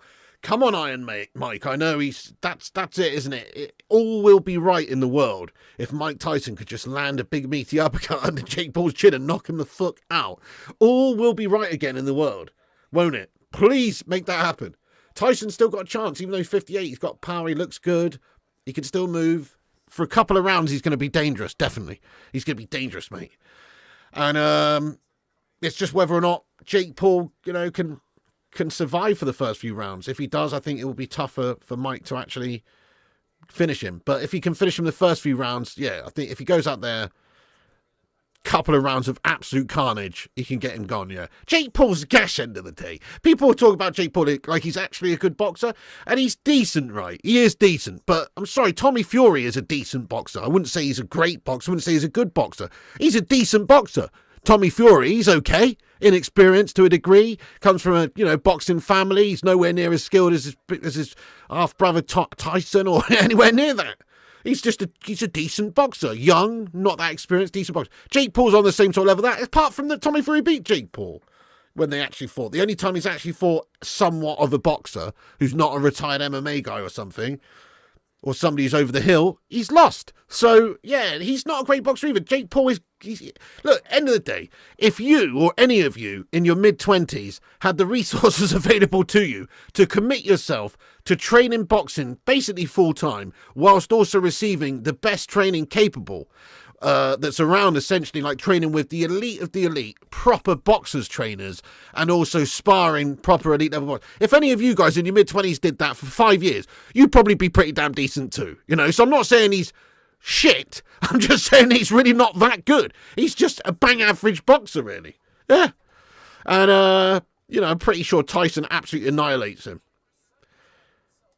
Yeah, exactly. There you go. That's probably it, Rushmano. Who knows, you know. And if it was even 10 years ago, 20 years ago, and God forbid in Tyson's prime, it wouldn't literally last 10 seconds, would it? 100%. I mean, the only thing that's even a little bit interesting about it is just the fact that Jake Paul is in his prime and Mike Tyson's a 58-year-old man. So there's still a bit of doubt. It's like, but even then we still don't know. You know, in all reality, like, Jake Paul should crush him. Did anybody watch? Here's a question for you guys. So I'm into my combat sports and stuff. I watch stuff like this a lot, especially these, like, weird freak show fights. No, second half's on the way, by the way, folks. Did anybody watch, randomly, Vitor Belfort versus Evander Holyfield? Probably about a year or two ago, I don't know. In some sort of boxing fight that they had. Did you see that, guys? Now, Vitor Belfort is a great MMA fighter, one of the best of all time, in all fairness, in a lot of ways. Absolute juice head, steroid abusing scumbag. But he was awesome back in the day. Now, he was probably like 45 or something, fighting Evander Holyfield, who's like 60 odd or something, or however old he was. Now, if you go back 10, 15, 20 years, Evander Holyfield would absolutely just eat Vitor Belfort for dinner in a boxing match. But if you watched it, Belfort just absolutely just knocked out Evander and done Evander. And it's like, what are we actually watching here? Evander is an old man. You know, he's an old man, okay? He's old as fuck. That's the only reason you're beating him up. That's the only reason. In his prime, he would absolutely just have you in a boxing fight. Not in MMA, but in a boxing fight. Evander would have killed him. So it's like, what are we even doing now? We're just watching old men fight people who are nearer their prime. I don't like it, guys. I don't like it. Yeah. I know, that's what I'm saying, Keanu. I mean, you can't blame him for wanting to fight a YouTuber for 20 million quid. You can't blame him. It's easy money. But also, you know, shame on Jake Paul, really. I mean, it's kind of lose-lose for Jake Paul in a lot of ways, though. Apart from he gets to make $50 million or whatever it is, so it's a massive win. But in terms of, like, if you're just looking at boxing legacy, which I don't think he really is, then it's piss poor, mate. What's the best outcome? You beat Mike Tyson, and he's 58 years old. Or you knock him out. You knock out a 58-year-old man. What? Or you get beaten by a 58-year-old Mike Tyson. I mean, that would just be the end of him, wouldn't it, in terms of his boxing career? You can't get beaten by a 58-year-old bloke when you're a prime fighter. So, yeah. Look at what Bisping... What did Bisping say? I mean, yeah, because he 40. Oh, yeah. Oh, no, definitely. Oh, no. 100%. Belfort was massively on the juice. He's a right steroid abuser.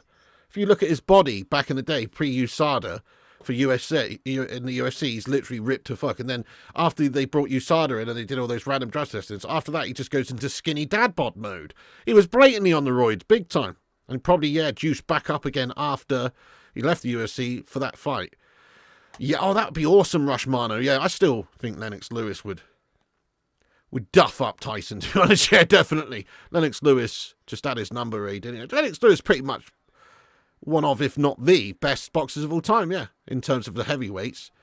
Pretty sure he did lose once or twice, but he avenged his losses. And he lost to Klitschko once, didn't he? And then, no. Yeah. And then won it again later. Is that right? Yeah, pretty sure, yeah. No, I've forgotten now. But I'm telling you now, Lennox Lewis was a beast anyway, and he had a great career, and yeah, one of the best. Cause any problems for any of these top heavyweights. I mean, who do you think would win in a fight in their primes? This is a pointless conversation, obviously. Who do you think would win in their primes in a fight between Tyson Fury and Lennox Lewis? Because the only answer really is Lennox Lewis. That's the right answer, guys. Even though Tyson Fury's amazing and so long and rangy and obscenely difficult to deal with, great feet for a big man, all that stuff, Lewis would batter him, wouldn't he?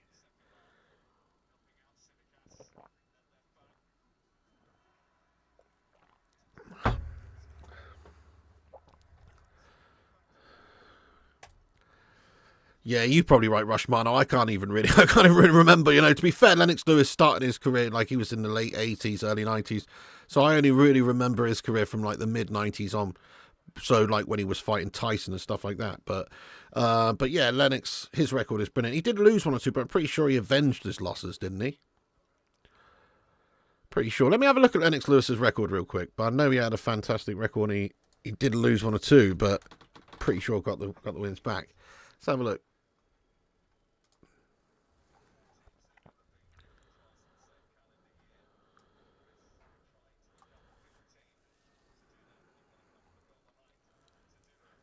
Yeah, you're absolutely right, Rushmano. Oliver McCall. And then he got the win back against him later. And he had a draw with Evander Holyfield. And then he beat Evander Holyfield. And then, yeah, and then the other one was he lost to Hasim Rahman. And then he beat Rasim Harman. So, you know, he did lose two. He lost two, but he literally beat both of the guys in the rematch that beat him. I mean, that's pretty much awesome. Isn't it? When you think about it, that is awesome, yeah. Sorry, it wasn't Klitschko, my bad. I had a mare there. It wasn't Klitschko he lost to. He did beat Klitschko, though, didn't he? Yeah. That was his last fight against Klitschko. That's the one. Indeed. Pretty awesome record, that. Ridiculous. You reckon, Jamie? Well, okay, fair enough. Maybe.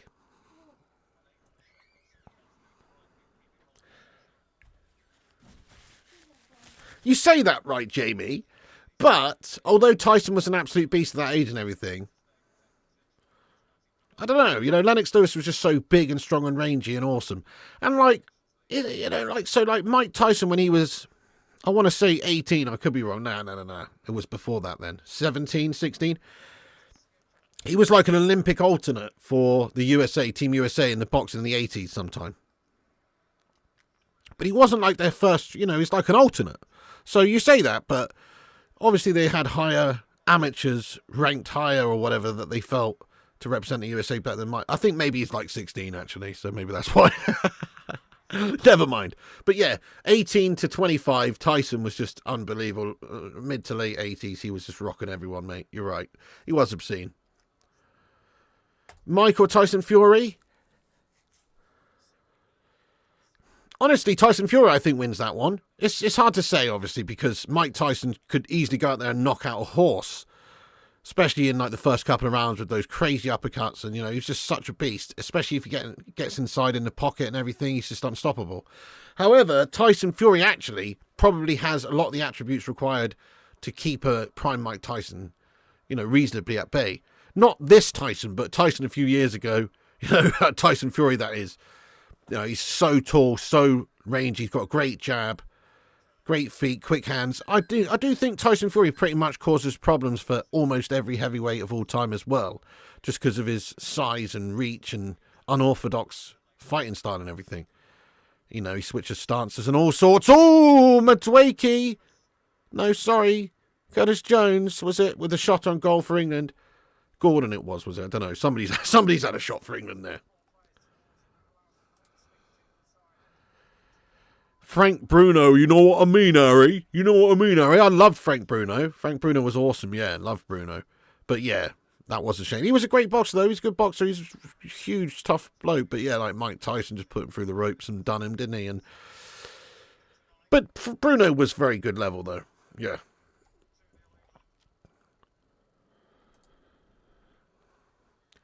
Oh, yeah, Russell Bland, you mean Prince Naseem Ahmed. Yeah, Prince Naseem Ahmed was absolutely awesome, mate. I loved him.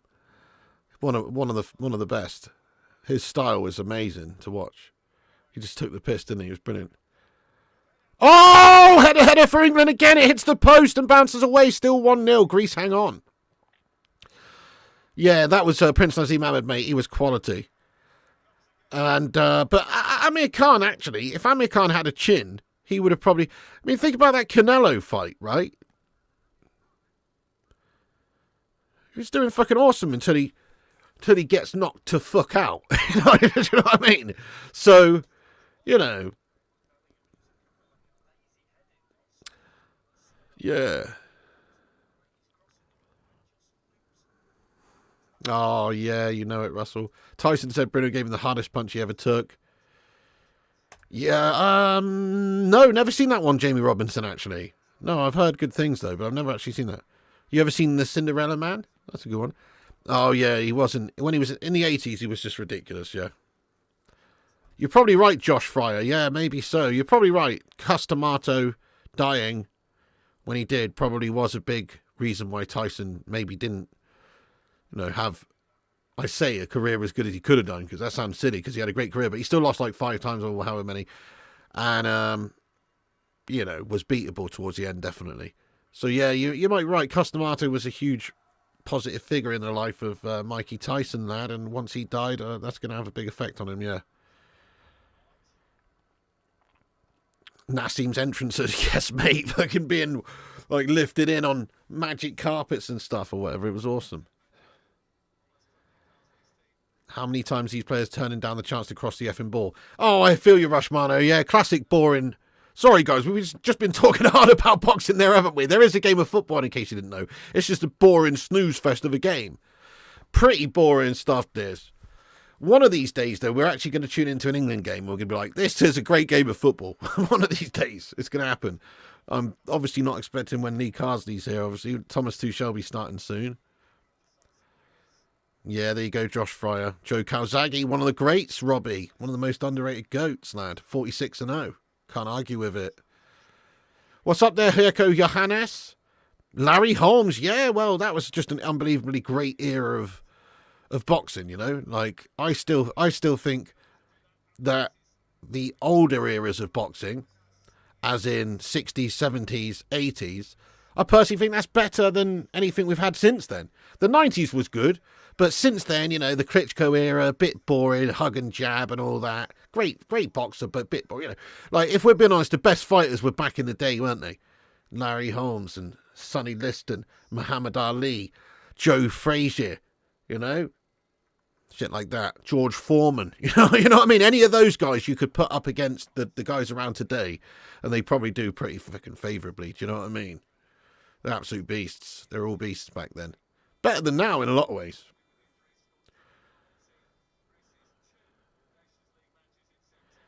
Mate, I watched a George Foreman fight the other day. What one was it, mate? Oh, it was absolutely epic. I forgot who he was fighting now. It was just George Foreman fighting one of the others. Oh, who was it? But it was just such an epic fight, man. Yeah, there was some classic fights back in the day. I mean, we've had some pretty good heavyweight fights in recent years, I suppose. I mean, Klitschko versus Anthony Joshua was a cracker, wasn't it? That was a good one. Some of the Deontay Wilder, Tyson Fury ones were good. Yeah, we've had some modern classics, I suppose, but not as many.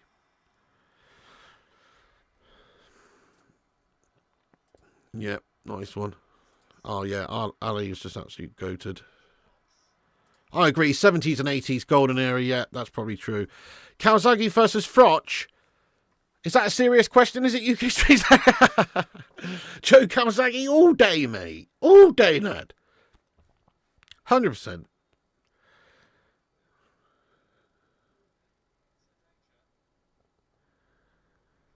George Formby. I like bananas because they got no bones. George Formby. You don't hear a lot about George Formby these days, do you?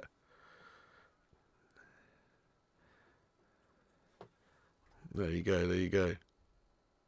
Hagler v Hearns. Oh, yeah. Oh, absolutely unreal, lad. Talk about a slugfest. Crikey.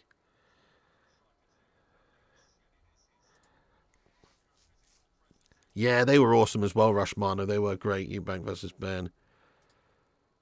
No, I can't say Aviance. What's that all about?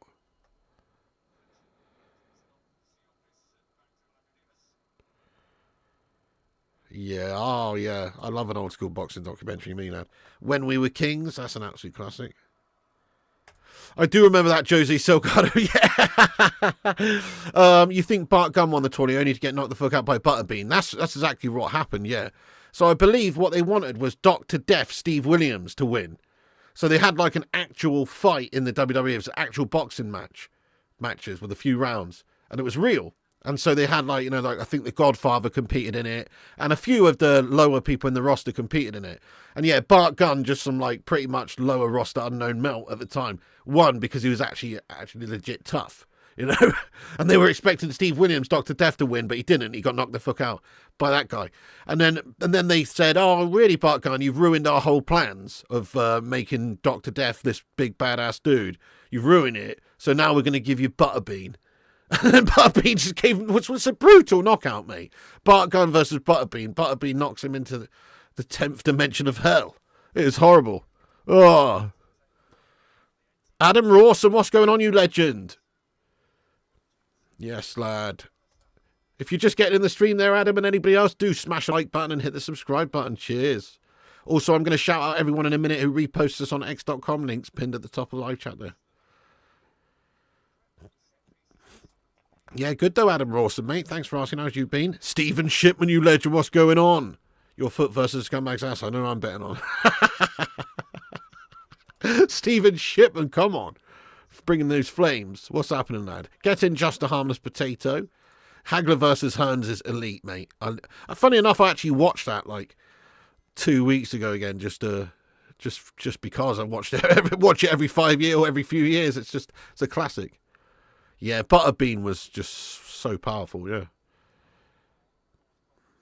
Yeah, he asked Josh, yeah. Yeah. I remember that as well. Yeah, Tommy Morrison, a.k.a. Tommy Gunn, that's a sad story, yeah. It is Gash Wobbly Banana. Look, I'm sorry, guys. Probably pissing a lot off some of you people just talking about other stuff. This is what happens during an England-Greece game, really. Good defended by Kyle Walker there. Wins the goal kick for us.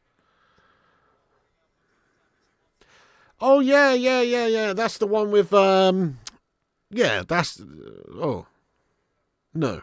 Yeah, that's the one with Christian Bale in, yeah? And Mark Wahlberg. That is a good one, if that's the one that I'm thinking of, yeah. Yeah, I've got a cold, John Aislinn. It's shite. Big up yourself, Stephen Shipman, you hero. Absolute mon. It is. Everyone got the cold. Thank you, Josh Fryer. Yeah, cracking community here. Defo.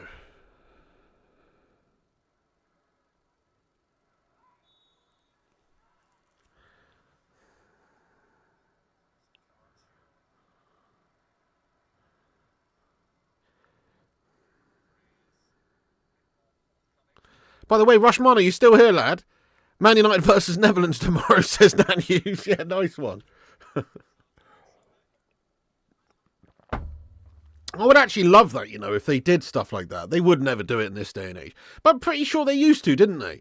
Like, I'm pretty sure you can go back in the history books and you can see, like, the Brazil national team playing, like, I don't know, like fucking Panathinaikos or something. Like, they did have random clubs versus random countries. Sometimes. I'm pretty sure, unless I'm making it up. Yeah, Rushmano, legend. No, I was just going to say, so the other night, obviously, my brother went to that PAOK game. Unfortunately, I couldn't go in the end. It was an absolute disaster. But somebody set, like, what's it called? Like the MC, right? So somebody, I don't know, gave a message to the MC to shout out me and my brother at half time or something, right? My brother was like absolutely amazed and blown away by it. I just wondered if that was you. I don't know who it was. Just wondered if that was you. And if so, I just wanted to say thank you very much. And you're an absolute legend. If it wasn't, then just ignore what I've just said. Oh, shit! Greece almost scored there. Greece have almost scored.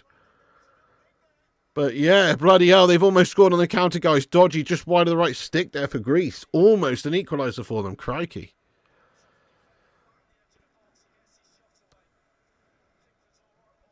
But, yeah, that would have been awesome if I was there.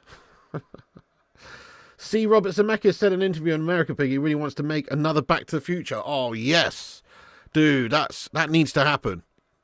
I still think they could do that as well, and it wouldn't be shit. Like sometimes they just, like, make loads of films for the sake of it. Well, they haven't made one since 1990. And, like, it's literally a film about time travel. So what does it matter if they're old as fuck? You know what I mean? It's about time travel. If they're in 2050 now or something, they're old as fuck. It's fine. You know what I mean? Let's go back in time, have someone play young Marty or use CGI or some shit. It's fine. They could easily do that. You think Michael J. Fox couldn't do it? Oh, I guess. I mean, he's obviously struggling with his Parkinson's and stuff like that. I guess it would be very difficult. But you never know. They can do stuff with, like, all sorts. Oh, Rushmano, it wasn't you. Oh, okay, I really do wonder who it was then, mate. I've no clue who it was then. That's fucking awesome, though. Oh, no worries, Rushmano. Yeah, I wondered who it was. I thought you must be the only person that would know our names. But no, there's obviously more. There is obviously more people, but I just can't think of who it would be. Pretty nutty, though, mate. Gladiator 2. I've got to check it out, lad. An AI Michael J. Fox. I'd still like him to be in it, but, look, you can't have Back to the Future without Marty McFly, can you? You just can't do it. And you can't remake it and give it someone else. That's just wrong. Yeah, precisely. Terminator effects for Arnie. Now you're talking, Josh. If they can do that, and they were doing that years ago, like the Terminator Genesis with the bird from Game of Thrones that came out like 10 years ago. They had that in there and it looked like a proper old school young Arnie. So if they could do that 10 years ago, they could definitely do it now, couldn't they? I mean, you've literally got people doing AI guff on, like, TikTok who look just like... Oh, shit! Another big chance for Greece! Pickford makes the stop. Good save. Point blank range. Shot on goal. I'll tell you what, Greece coming at us here. Good spell for them. Oh, it is, Ben. It is. When are they picking the next James Bond? Oh, God knows. God knows, mate. Coachella, that was at there, Josh Fryer. That was awesome, wasn't it, when they did that 2-pack hologram? That was epic. Yeah, big time, Simon. Yeah, I don't know, actually, Joel Morris. I'm not really too au fait with either of them, to be fair. I mean, I must admit, these days. So, in terms of history of boxing, I would consider myself somewhat of a big fan. You know what I mean? In terms of the history of it. And obviously, I tune into all the big fights. But I must admit, my boxing fanship these days is kind of casual, I'll be honest. So, like, I don't even really know who's... I haven't got a clue who's going to win that one, mate. I just tune into the big fights these days. I'm more or less watch MMA mostly these days when it comes to, like, combat sports. So I will tune in and watch MMA more. I don't watch a lot of boxing unless it's like the big boxing fights, Tyson Fury versus Usyk and shit like that. If it's something like that, I'll obviously watch it. But generally, I'm a proper casual these days. Proper casual.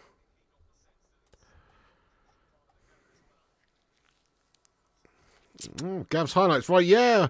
I mean, I think that's awesome, though. Robert Zemeckis, what a director. I'm sure he'll make it work.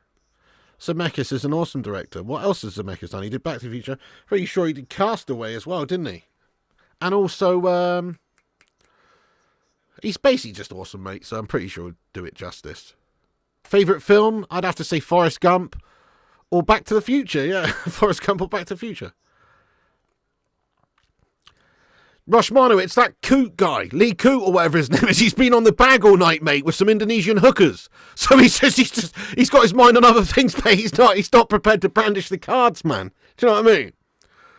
He said earlier on that he thinks Lee Cardsy's an absolute prick. You know what I mean? He's not going to give him anything, lad. So... Yeah, exactly. Forrest Gump he done as well. Exactly, Gav's highlights. You're talking about an absolute don over here, lad. Robert Zemeckis is a don of a director.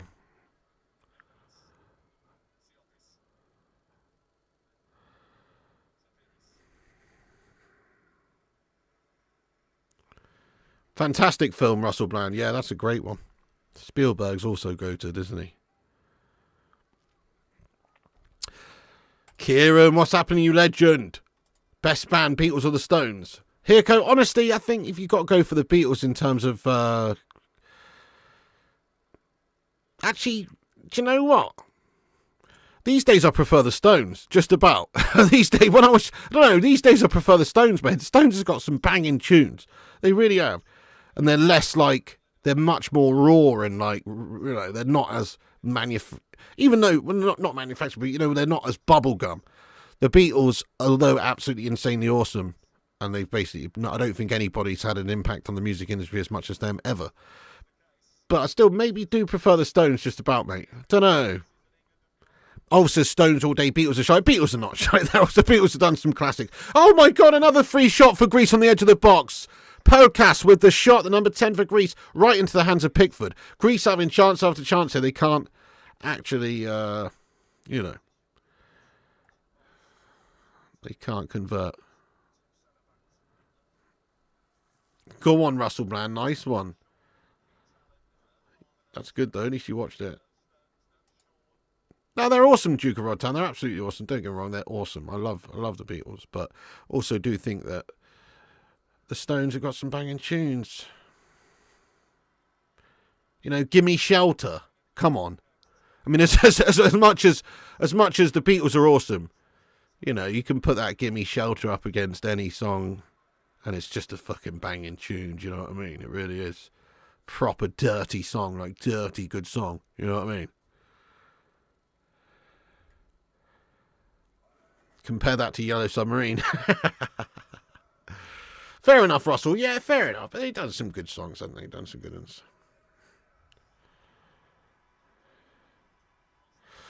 Jamie Robinson. Jamie Robinson says, Pig, would you bum Ten Hag up the arse for his 17 million check he's just got? Holy fucking shit, Jamie. Is that serious? What sort of question is that, mate? Listen, for 17 million quid, mate, I'd let you use me as a condom to do it, mate.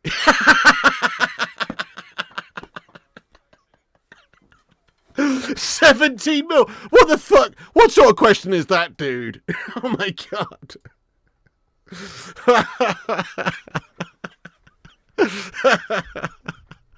Oh my days. It takes all sorts.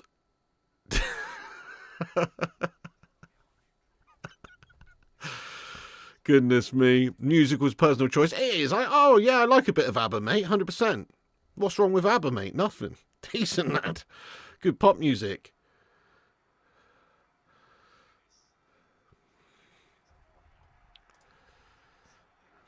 Yeah, good call, Rushmano. I've been quite impressed. I think that Koulourakis, that number 3 as well, the centre-back. How many last-ditch tackles has he got in today, mate? Like 3 or 4 to deny some real good opportunities for England. And yeah, that Siopis, that 23 guys, had a good game. Good call.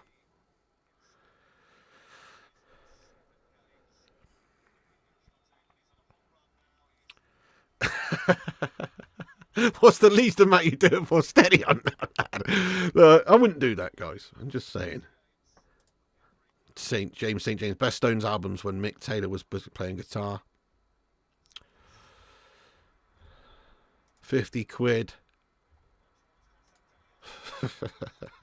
It's a community, that's for sure. Yeah, thanks for that. Crikey. Can you imagine, though, Eric Ten Hag just gone... He's gone away to the Netherlands now after getting sacked from his job, and he's been given 12 million, or was it 17 million? You're saying 17. Something along those lines. He's just been given 12 million to go. I mean, can you imagine? Can you imagine that? How awesome is that? Not you lose your job. It's like the only time when losing your job's good. You know what I mean? Because you can literally just like go and get another job now. Like it actually makes him money. It would have cost him money staying there. Because now he can get another job and get paid again, and he's been paid off in his last contract. It's like he's absolutely loving it. Yeah, a little bit Gav's highlights, lad. Interesting, eh? I think, it's going to be interesting to see what Amorim does in Jan, actually, as well. You wanted Ruud van Nistelrooy to stay as permanent manager. I'm disappointed Ruud has gone. I think, maybe we're a little bit too eager to appoint Amorim because it was fair to let Ruud have a shot to see what he could do. You can't really judge anybody, though, on 4 games, but if we're judging him on those 4 games, he did absolutely brilliantly, didn't he? Undefeated in those 4 games, some tough fixtures. Like against Chelsea, nearly won that game as well. So, yeah, I would have liked to have seen him have a fair chance, actually, based on how he did and how cool he is and how much of a club legend he is. But in terms of manager experience and who's got more chops and who's done more in the game, obviously Amorim's more experienced because he's actually won like trophies in Portugal and so he's done more. So yeah, we've striked why the iron was hot in regards to getting Amorim. But in an alternate universe, Ruud van Nistelrooy probably sat in the dugout. Yeah, interesting.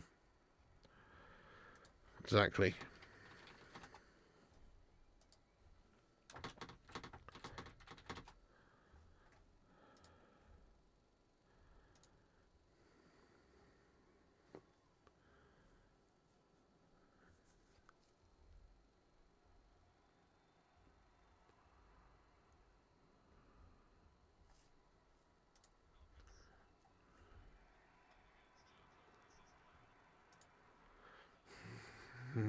My favourite player of all time? Probably Eric Cantona, mate. For Man United, anyway, definitely.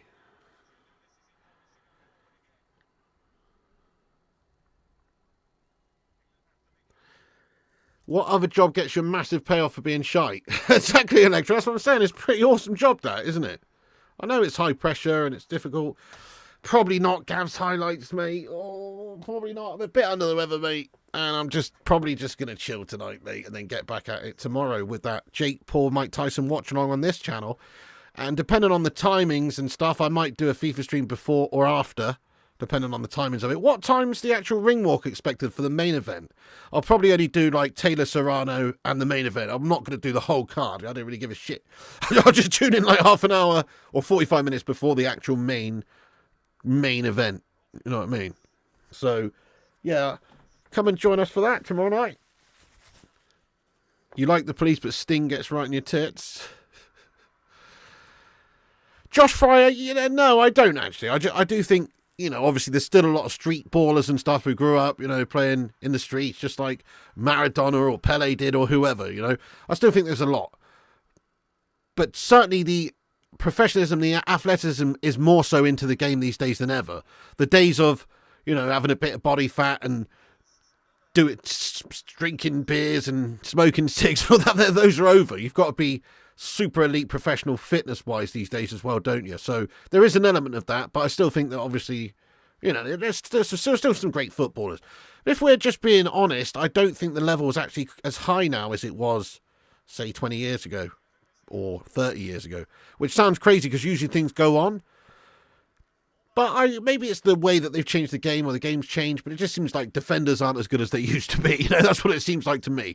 Back in the 90s, you could name, 30 defenders that probably get into all-time 11s. You'd struggle to name 5 now, in terms of defenders that are around about right now. You'd struggle. Oh, you've got the Diaz's and the Van Dijks, and, there's a few.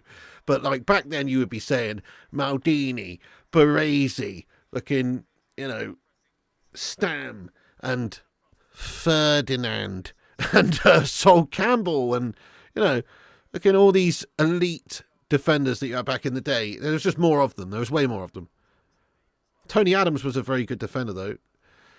Nesta, Maldini, yeah, exactly. It is still on Danny Boy from what I'm aware of. Yeah, that's a good shout, Sid Rhodes. Hey, thank you so much then, Miz528, for another super chat, you legend. Life in prison or let a horse smash you from the back.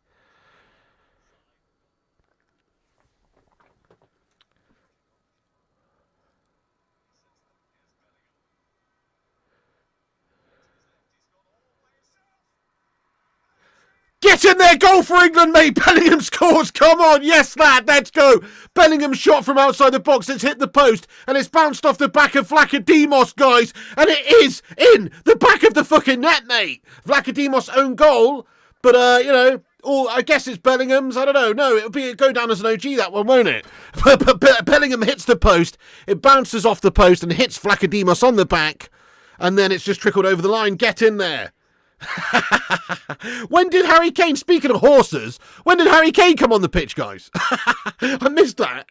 I'm not answering your question, by the way, mate. I'm not answering your question there, bro. Hey, so, dude, Bellingham there, guys, with the shot, hits the post, great strike, edge of the box there, and it's actually hit the back of the ankle of Vlachodimos, hits the back of the ankle of him. Shakadimos. No, hits the back of the ankle of Vlachodimos, and it's in the back of the net there, guys. It's 2-0 England. Get in there. Comfortable stuff in the end here. 12 minutes to go. 2 goals up.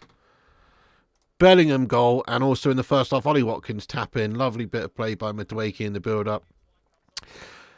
Maybe that will go down as a Vlachodimos' own goal, though. Yes, it has gone down as a Vlachodimos' own goal. Unlucky there from the Greek goalie, to be honest. Not much he could have done there, is there? Sparta. This is Sparta. Spartans, what is your profession?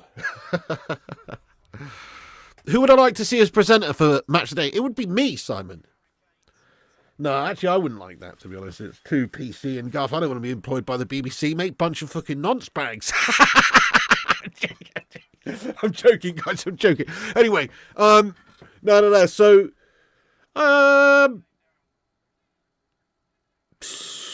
Oh, it's a tough one, that, mate. Dunno. You know, who are the favourites right now? You've got, like, Micah Richards, I've heard in the running. That Mark, what's his face again? Mark Chapman, is it? Yeah, Chapman. And then also, who else is in the running? There's a couple of others in the running that I've seen.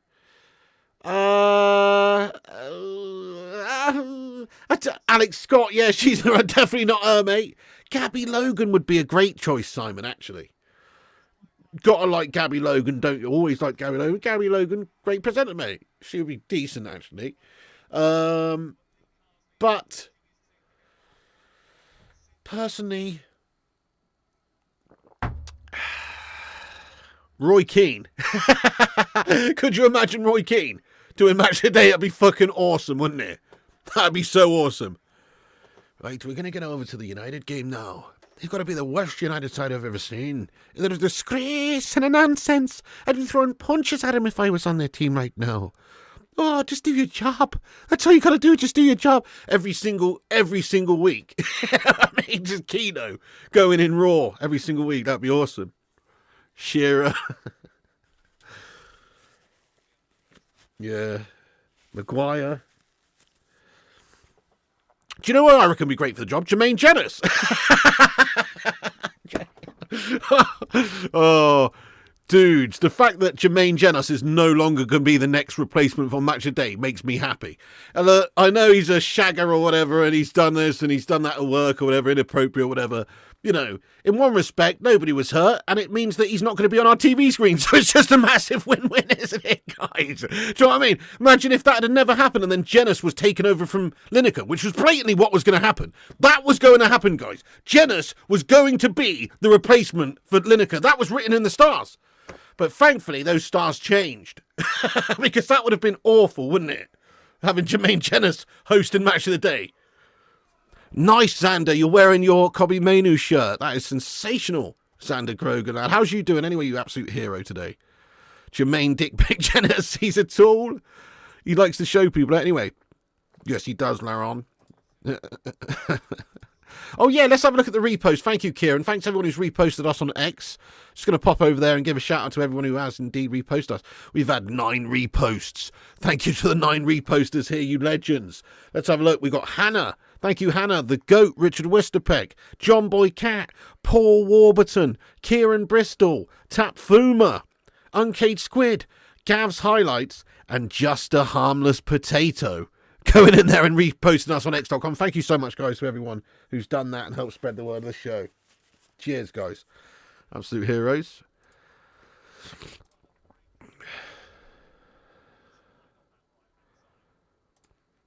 Peter Schofield to reunite Willoughby on Match of the Day. What a goal! Oh my goodness me! What a backheel flick, sexy finish by Curtis Jones, you have to say! That's class! Oh, it's lovely! What a goal by Curtis Jones, guys! Little backheel, little flick. I mean, that is majestic. Cristiano, Fat Ronaldo, you know, Batistuta, they'd all be happy with that one. That was a lovely finish. Quality backheel flick there, guys. Look at this. Look at this. Just comes back to him. Back across his body. And he just, with the inside of his right foot, just back flicks it in. It's a lovely finish, that, guys. Past the keeper. I mean, that's... Okay, scum and Liverpool vibe, but that's a sexy goal. That's a sexy finish. Nice little pass through by Bowen to get it going initially. Nice little pass across to him as well. It's just a nice goal. It's a really nice finish. Lee Sharp special. Yes, indeed. Absolute mon. Absolute mon. Cristiano Ronaldo. Right, so 3-0 to England, guys. Get in there. So we've done the number on Greece. Not so much you know, Homer's Tale of Troy, like it was at Wembley Stadium this time around. Oh, no. We've dispatched to the Greeks nice and easy tonight, guys. 3-0. Even though we haven't exactly been amazing. Hey, why does my scoreline say 1-1 on the video? That's weird. 3-0. By the way, we've got 269 likes. Keep hitting the thumbs ups, guys. If you can, help us get to 300 likes on this stream. And smash the subscribe button if you're new down below. Exactly, Xander. Exactly, mate. Positive stuff. hunger out there. The energy levels have been good tonight. There's been pressing from the off, you know. I'm not saying we've played brilliant stuff or anything, but we've definitely committed and given it a lot of energy with these youngsters. It was a very young team lineup from the off as well.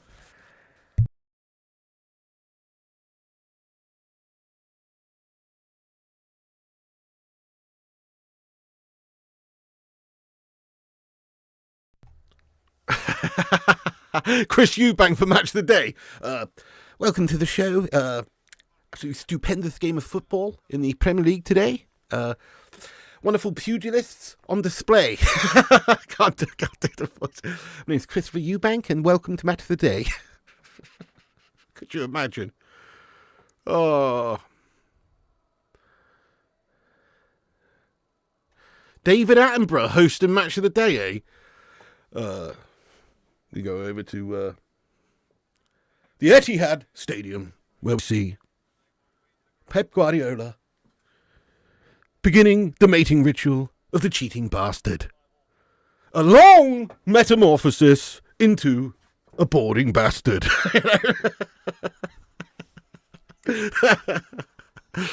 Oh dear. Clarkson for Match of the Day. This is the greatest football highlight show in the world.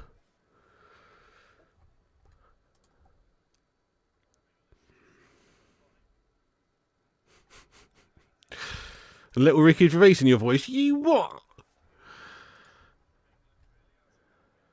Tonight you punched David Coote. What the hell, Chandelad? What?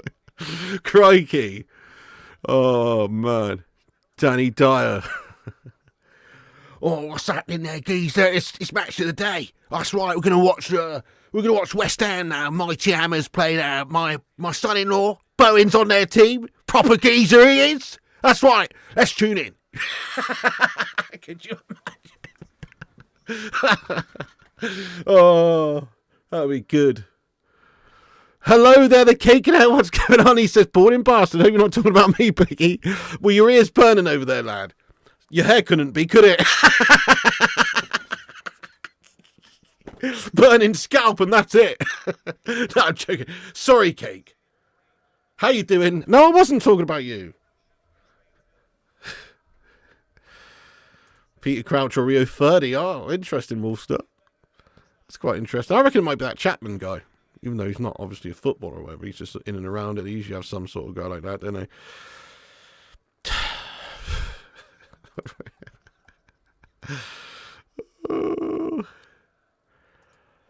Boris Johnson. Welcome to Match of the Day. You join me on this fine, Saturday night where just eating some Eton mess, and then we're gonna watch the games.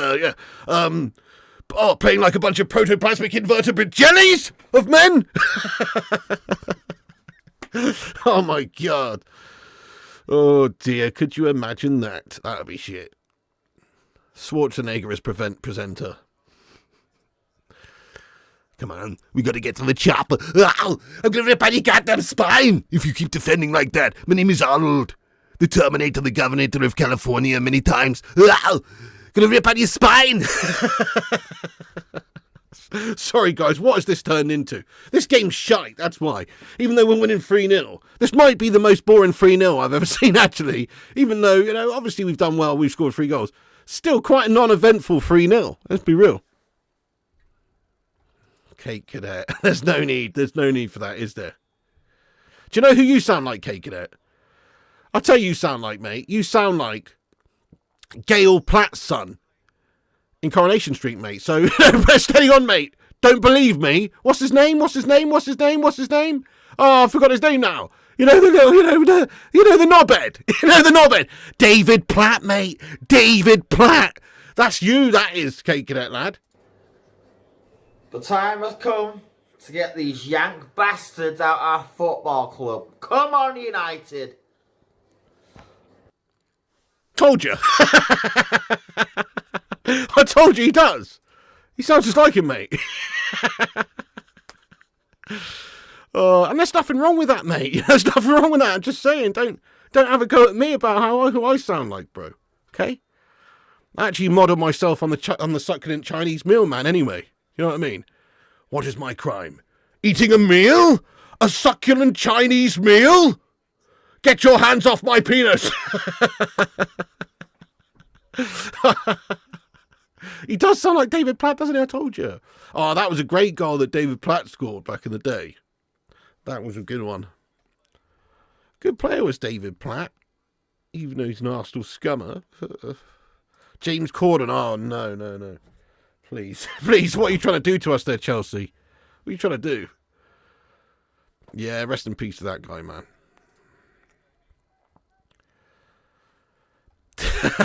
B&G Darts, good day, mate. What's going on? That's not a knife. This is a knife. I see you played knifey before. What's happening there, you absolute hero? B&G Darts getting in raw. Good to see you, mate. Good day. Yeah, I know, Kate Cadet. Yeah, he just... I think, to be fair, he was super hanging on that particular stream, mate. He was proper zombified on that stream. He wasn't in a good way. Don't know if you could tell, but he wasn't in a good way, mate.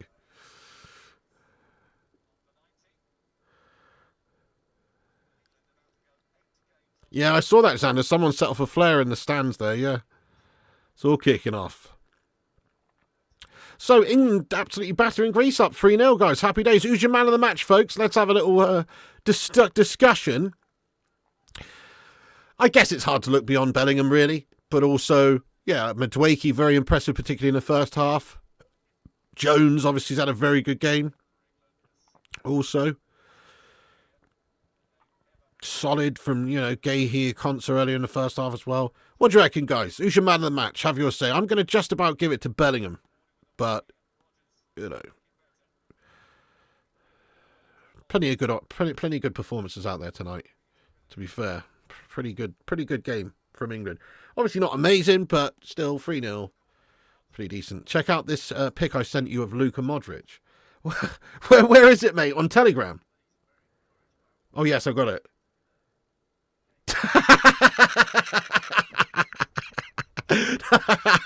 That's so true, mate. Why does he look like... Hang on a second. Let me save this and show everyone, guys. Hang on. Just speaking of... Right, wait a second. Look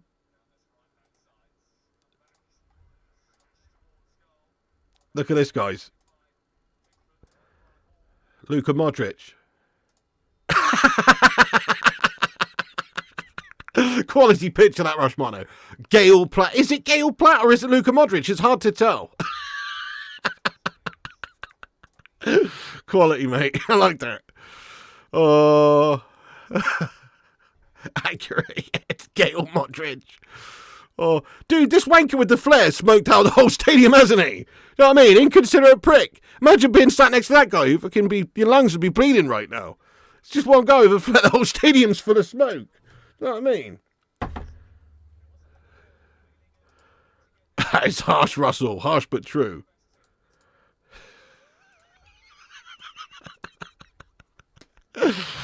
Oh, dudes. Okay, 4 minutes out of time. We're 2 minutes 30 into the 90. Mate, I don't blame you, Teddy Snooker fan, yeah. I mean, 3-0 though, 3-0, but yeah, not exactly an enthralling game here. But with job done. What does this actually mean for the Nations League group then? Can we actually even do anything? Let me see. Let's have a look at this table here. So it does actually put us up. Does it put us up higher in the thing? Yeah, it puts us top of the group. This result puts us top of the group, actually, guys. Get in there, my son. We've gone above Greece on the goal difference. Happy days. We are top of the group. I said we are top of the group. We now have the driving seat. Yes, we do. We're top, Brandon. Well, it's a big win then, folks. Get some W's in there. Let's get some Lions and some St. George's in there as well. Come on, England.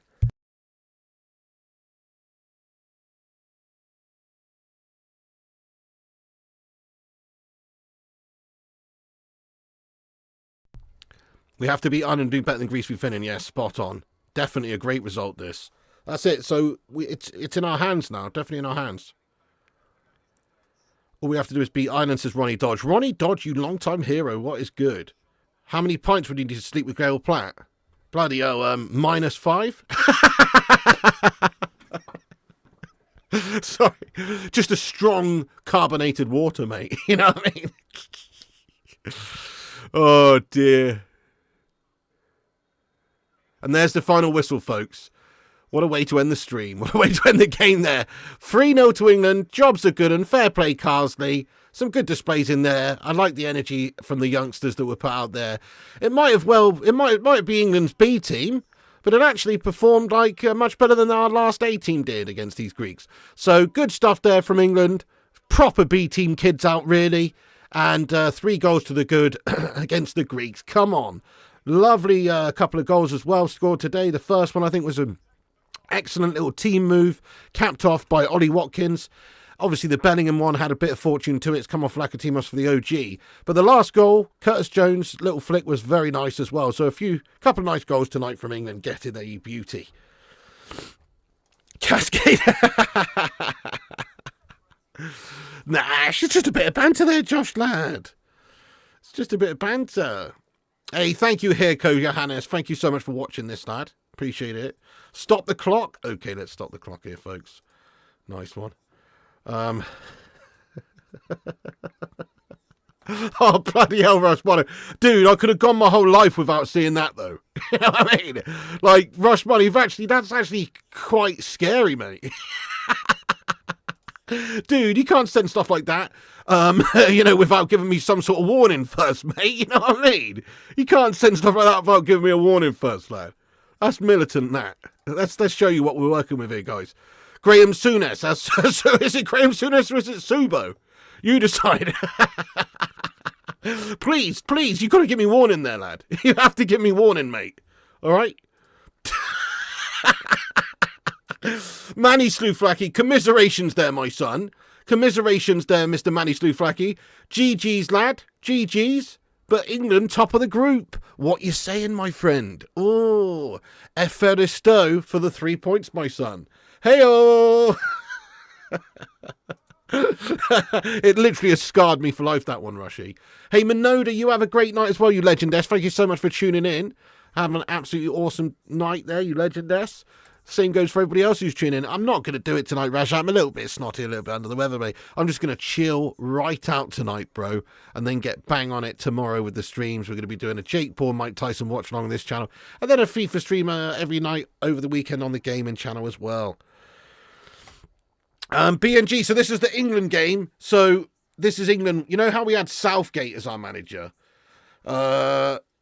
He's the one who's left, and now we've got Carsley, who's the interim, who's just like some, unknown to a degree. Not unknown, but his only experiences are at youth management level. He's been the interim, and now we've appointed Thomas Tuchel, a German, to take over from him. So that's the situation with England. Yeah. Yeah, wrong game. Yeah, no, United aren't playing. United are not playing. England are playing, though. So, yeah, I can see where the confusion's coming in. Manny Slouflaki, what's going on there, you legend? The best team won. Yeah, that's true, Manny. And last time out, the best team won as well. As I was saying throughout the stream, like the last time we played Greece, they were the better side, weren't they? England here turned up to a much better level and, yeah, got the job done. It was easy going in the end. 3-0. Let's go, Tommy Nightmare. Maybe Russell, possibly Russell. Thank you, Freedom Journey, you legend, for getting in. And Rajat, you have a good one. Natalia Samina as well. Thank you for getting in, you absolute Colombian legend. Nice one, Alex Core as well. The darts are on, Luke Litter on. Okay, nice one, Drew. I'll probably tune into that now, boss. Right, guys, I'm going to wrap this stream up. Yeah, I'm a bit of a snotty individual, so no FIFA tonight. Apologies for that, but I'll be getting back on it tomorrow. Hit Chewbacca! Hit Chewamani! Oh. Excuse me. But yes, folks, before I start getting any more snotty, I'll say goodnight to you. But thank you, everybody, for tuning in. Smash that like button before you go. Thanks for watching the England game with me, you legends. A comfortable 3-0 win for Carsley's England there. Get in there, you beauties. Have some of that, Greece. I'm also a quarter Greek, by the way, so a quarter of me is sad. Anyway, guys, thanks for watching. Like, subscribe, comment, hit the subscribe if you're new. Click the bell icon for notifications. Follow us on Instagram, Facebook, Twitter, TikTok, Twitch, and Kick at Flying Pig United. Check out the website, flyingpigunited.com. Also, check out the Clips channel, Flying Pig United Extra. and the gaming channel, Flying Pig Gaming, and the darts channel, Flying Pig Darts as well, all on YouTube. Those are all my channels, guys. Check out the links in the description. Go subscribe to them all. Yes, mate, we're going to be doing a watch-along for the Ireland-England game Sunday. France are still playing, are they? Yeah, you know it. You know it. What time tomorrow? I don't know. I've got to look into it, actually, because I'm not too sure what time the ring walk's going to be for the main event. And I'm probably going to just do the first, like the co-main and the main. So, like, Taylor Serrano and then Jake Paul, Mike Tyson. So, I'm probably only going to get on about an hour before the main card, you know, the main event walkout, basically. Get in there, Just a Harmless Potato. Thank you, Encore Football. Appreciate you. Shout out to this monster community of legends in here. Legends. Are you on a Saturday night? I am, mate. Absolutely. Thank you, Russell. Thank you, Cascade, Tommy Nightmare, Just a Harmless Potato, B&G. B&G, you have to forgive me, mate. I've been super busy. I drove my brother back to Gatwick the other day. It was a fucking nightmare. And I've just had, like, a hectic few days. My brother was staying down, wasn't he? And now I'm a little bit more free. So I'll definitely give you a message and get on and try and give you a game of darts soon, lad. Yeah. Although I haven't played for a while, I'm going to be even shitter than I was the last time we played, no doubt. Nice one, Michael, Simon, Bartek, Russell, Darren A, Susan Knowlton, Encore Football, Madhouse, Rushmano, Simon Warner. Thanks to all the mods in the chat, Rushmano, Kate Cadet, etc. Thanks for getting in and moderating. G-Wolf and everyone who's been in here. Simon, Fleshen, Susan Knowlton, Russell Bland, Simon, everyone. Thank you, all the members. Thanks to all the super chatters. Thank you anyone who's got in here and said anything at all and interacted in the chat. You're a bunch of legends. God bless you all. Piggy loves you. Stay classy. Tomorrow, Daniel, for the FIFA lad. Nice one, Natalia, Cascade, Simon, and everybody else. Piggy loves you. Instagram, Facebook, Twitter, TikTok, Twitch, and Kick. Links in the description. Piggy loves you. And remember, when the seagulls follow the trawler, as this is because they think sardines will be thrown into the sea. Thank you very much. It didn't work. What the fuck, mate? There we go.